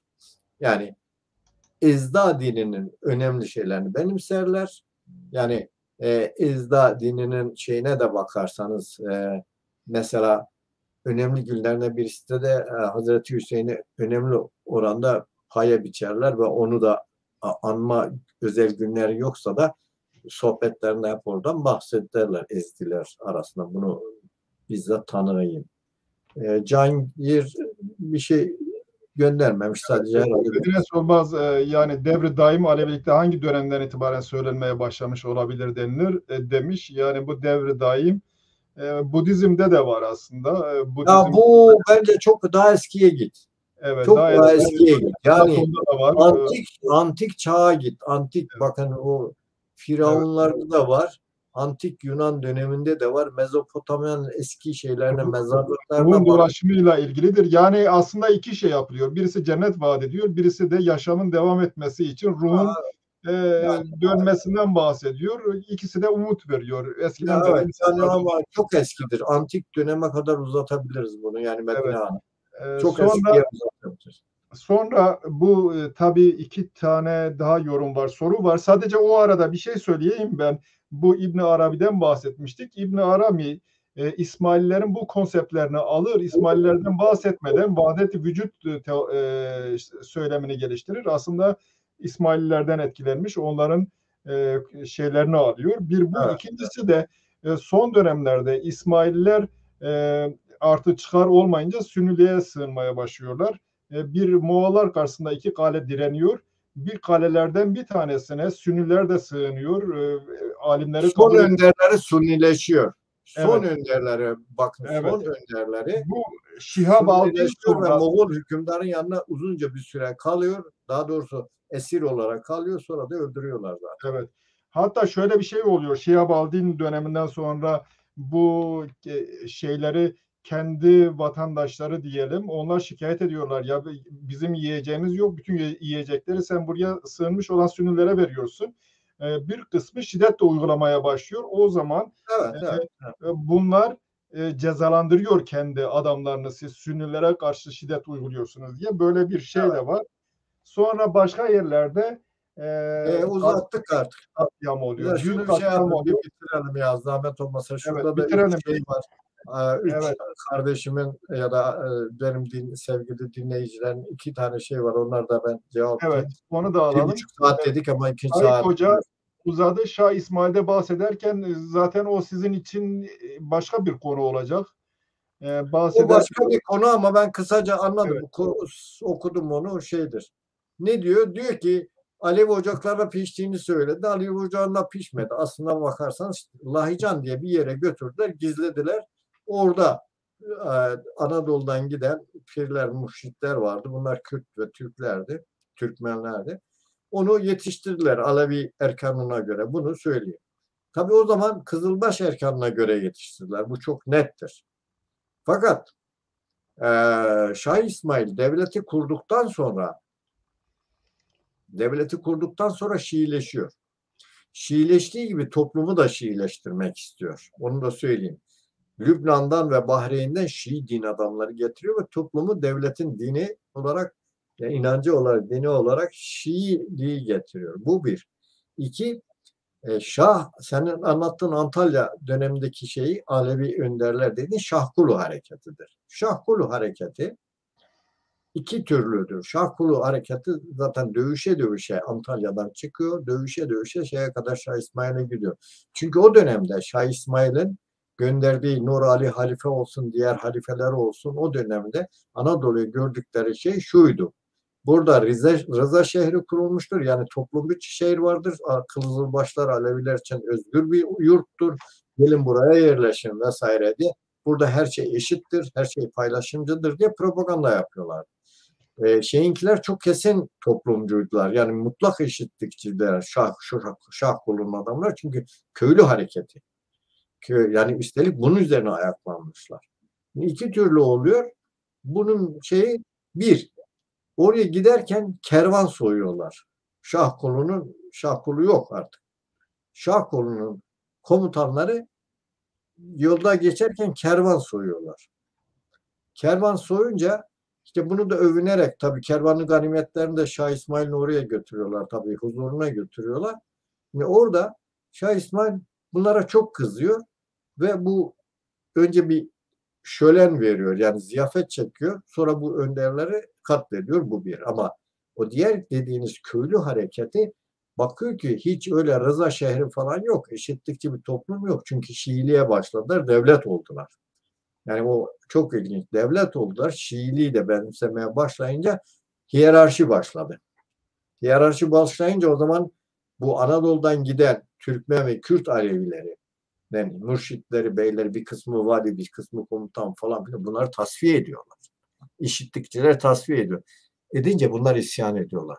Dolayısıyla orada iki şey var. Bir, Düzmece İsmail isyanı, Şah İsmail diye geçer Osmanlı tarihinde. Bu İran tarihlerinde de geçer. Bunlar isyan ediyor. Biz bunun için gelmedik. Bu ütopya toplumu falan yok, değil. Siz burada yine aldınız Şiileri, ettiniz Türkmenleri, şunları aldınız, bizi attınız, dışladınız falan. Olunca da isyanları bastırıyorlar. Bir kısmı da diyorlar. Özellikle Şah İsmail, o dediğiniz köylü ayaklaması, burada da benim başıma bela olacak diye. O zaman dediğiniz o katliamlar oluyor bu işin. Bir yani, ikincisi de bugün Horasan'da sayıları 2,5 milyona varan özellikle Kürt aşiretler, bir kısmı Türkmen aşiretidir. İran Horasan'la ve sürgün ediyorlar oraya. Kim? Oğlu Abbas. Şah Abbas. Şah Tahmaz. Yani Şah İsmail o. Çünkü artık devletleşmiş. Devletleşince tutuculaşıyor. Devlet gibi düşünüyor. Artık eşitlikçi bir toplum gibi düşünemiyor. Bu size Aziz Bey kardeşim, bu yani kısa cevabım şu. Karaman Ercan Heh, Faik Hoca Şah İsmail'den bahsederken Alevi Ocak nereye geçti? Faik Hoca'dan Faik Hoca'ya soruyorum. Bizim Kürt Alevi pirler, Kürt asılı oldukları halde bu pirler niye diyorlar ki biz Resul soyundanız ve Peygamber Arap'tır ve bunlar nasıl Resul soyundandır? işte bu da bir meşruiyet, yani inançsal açıdan bir meşruiyet kazanma şeyi. Yani iki türlü meşruiyet. Çünkü yani bu işin iki yönü var. Bir, o dönemde pir, mürşit, dergah sahibi olan kim olursa, Türkmen olsun, Kürt olsun falan, kim olursa olsun. Özellikle Keykubat, Selçuklular zamanında başlıyor ama Anadolu Selçuklularına özellikle Keykubat, ikinci Keykubat, Alaaddin Keykubat zamanında başlayan bir olaydır. Şimdi eğer siz bir dergah sahibiysen, dergahın post işine oturuyorsanız, onun yetkilisi, öncüsüyseniz birkaç imtiyazınız vardır. Bir, imtiyazlardan birisi askere gitmiyorsunuz. İki, size hakullah veriliyorlar. Yani devlet ayrıca yardım yapıyor. Üçüncüsü belli bir mülk veriyor. Bu arazi veriyor siz o insanlara, o çevrenizdeki insanlara geçinme. Devlet nezdinde itibarınız, toplum nezdinde itibarınız oluyor. Yani bunu gören şeyler, tabii bunun aslı da şecere diye geçer. Yani şecerenizin Ehl-i Beyt üzerinden peygambere uzanması falan lazım. Şimdi tabii bunu gören, ben bu şecerelerin çok, yani şecere düzenlemiş olabilir. Fakat bu şecerelerin yani gerçekten oraya uzandığı yani kadarı bana doğru gelmiyor, çünkü rivayetler onu göstermiyor. Yani olsaydı Taberi zamandan anlatırlardı vesaire. Yani peygamberin hemen tebein dediğin ya da sahabe zamanında bunlardan bahsederlerdi. O kayıtlarda görünmüyor ama o kayıtların ötesinde. Şimdi şöyle düşünün, ben Keykubat'ın mesela birkaç dede baktım. Alaaddin Keykubat'ın bakıyorsun, verdiği şecereye bakın. Ali Bey. Çok ilginç. Bismillahirrahmanirrahim. Tamam, Allah adına tam bunu söylüyor. Ondan sonra 3 halifeyi sayıyor. Evet. Ebu Bekir, Ömer, Osman, sonra Ali diye devam ediyor. Ondan sonra böyle önce bunları sayıyor. Tabii bunlara hepsine rahmet okuyor. Bunların hepsinin kutsal insanlar olduklarını falan söylüyor. Şöyle. Yani o zaman Alevi yani bu şecereyi alan birisi kim olursa olsun, bir defa Alevi yol ve erkanına başından ters düşüyor. Çünkü Alevilikte tevella ve teberra var. Tevella nedir? Ali'nin yandaşı olan herkese, Ali'nin tuttuğu ve Ali'nin yandaşı olan herkese ben yandaşım bilirim. Teberra aliye zulmeden herkese ben yakamı silkerim, ondan uzak tuturum. Şimdi bu teberle teberraya uymuyor. Yani anlatabildim. Bu işin bir yanı. Ama ikinci yanı daha şey var. Şimdi bu imtiyazları gören bir sürü din adamı, yani Aleviler açısından söylüyorum, Kerbela'ya gitmişler ve bunu hatta Erdebil'e de gitmişler. Bunu bir şekilde para karşılığı bu şecereyi kendilerine düzenlemişler. Yani dolayısıyla yani bu şecerelerin doğruluğu, tarih olarak doğruluğu, yanlışlığını bir tarafa bırakıyorum. O ayrı bir konu. Niye ayrı bir konu? Size biraz önce anlattım. Muhtemelen anlamış olmalısınız. Dedim ki bak, İmam Kazım 6. imamdır. Şeye göre, Alevilere göre öyledir. Musa Kazım, pardon, İmam Cafer 6. imam, 7.'si de Musa Kazım'dır ve devam eder. İşte İmam Cafer'in karısı Berberi. Afrikalı Berberi. Musa Kazım da Berberi. Orada o soyda bir bak bakalım hangi Kürt var, Türk var. Yok. Son şeylerde Hasan Müçteba, o da kayıp. O da kayıp. Sonuçta nereden çekeceksin? İmam Mehdi'nin, yani gayip olduğu için, evlendi mi, evlenmedi mi, nerededir, kiminle evlendi, türemesi nedir belli değil. Şimdi o halde yani biraz oturup düşünmek lazım ama tekrar ediyorum, ben bu inançla tarihi karşı karşıya getirmek istemiyorum bu dar zamanımda. Fakat Evet. yani bilemiyorum yani onu onlar kendisi düşünsün yani biz Kürdüz, onlar Arap, nasıl oldu da böyle oldu. İzzettin Doğan gibi de yapmak istemiyor. İzzettin Doğan hani Türk, Alevilik Türklük dedi. Ali'yi de Türk yaptı. Bir konuşmasında diyor ki Ali Türktür aslında. Bizimkiler de Kürttü diyordu eskiden. Yani bak bunu yadırgamıyorum kardeşim. Bunu şundan yadırgamıyorum. Sonuçta adam Ali'yi seviyor. Doğrudur. İnanç gereği seviyor. Sembolü olarak. Ona kendini başka türlü yakın hissedecek. Bu inanç babından anlıyorum. Ama iddia babından anlamam. Evet, doğrudur. Doğrudur. Anlatamam. Bir de insan Cihangir eğitimli Akır zaten bir şey söyledi. Karaman Ercan zaten sormuştu. Başka Harun Coşar. Dolu dolu program. Teşekkürler. Tamam, benim herhalde yetti bana. Zaten evet. bu kadar bir daha sefer bu kadar uzun yapmam yani. Çünkü benim Yani doğrudur, yani siz söylediniz ama uzadı. Bir dahaki sefere sanıyorum şeyi olacak. Zaten o alanda bir boşluk var. Bu Şah İsmail Safa abiler, onu inşallah o zamana kadar da kitabınız çıkar. Onu konuşmak gerekli. O Valla konuda da bize yardımcı görünen olursanız o iyi ki olur. sonbahardan önce çıkmaz o kitap ama çok Öyle mi? ters değil. Yani ezber bozan bir kitaptır. Onu Güzel. söyleyeyim. Yani o Yani gerekli zaten. Yani biraz önce dedik, insan karşıtları vasıtasıyla öğreniyor. Hasan Sabbah öyle demiş. Bize de gerekli olan karşıt görüşlerdir. Değişik görüşler, görüş olmasıdır. evet. Evet. Kekfay, katıldığınız için teşekkür ederim.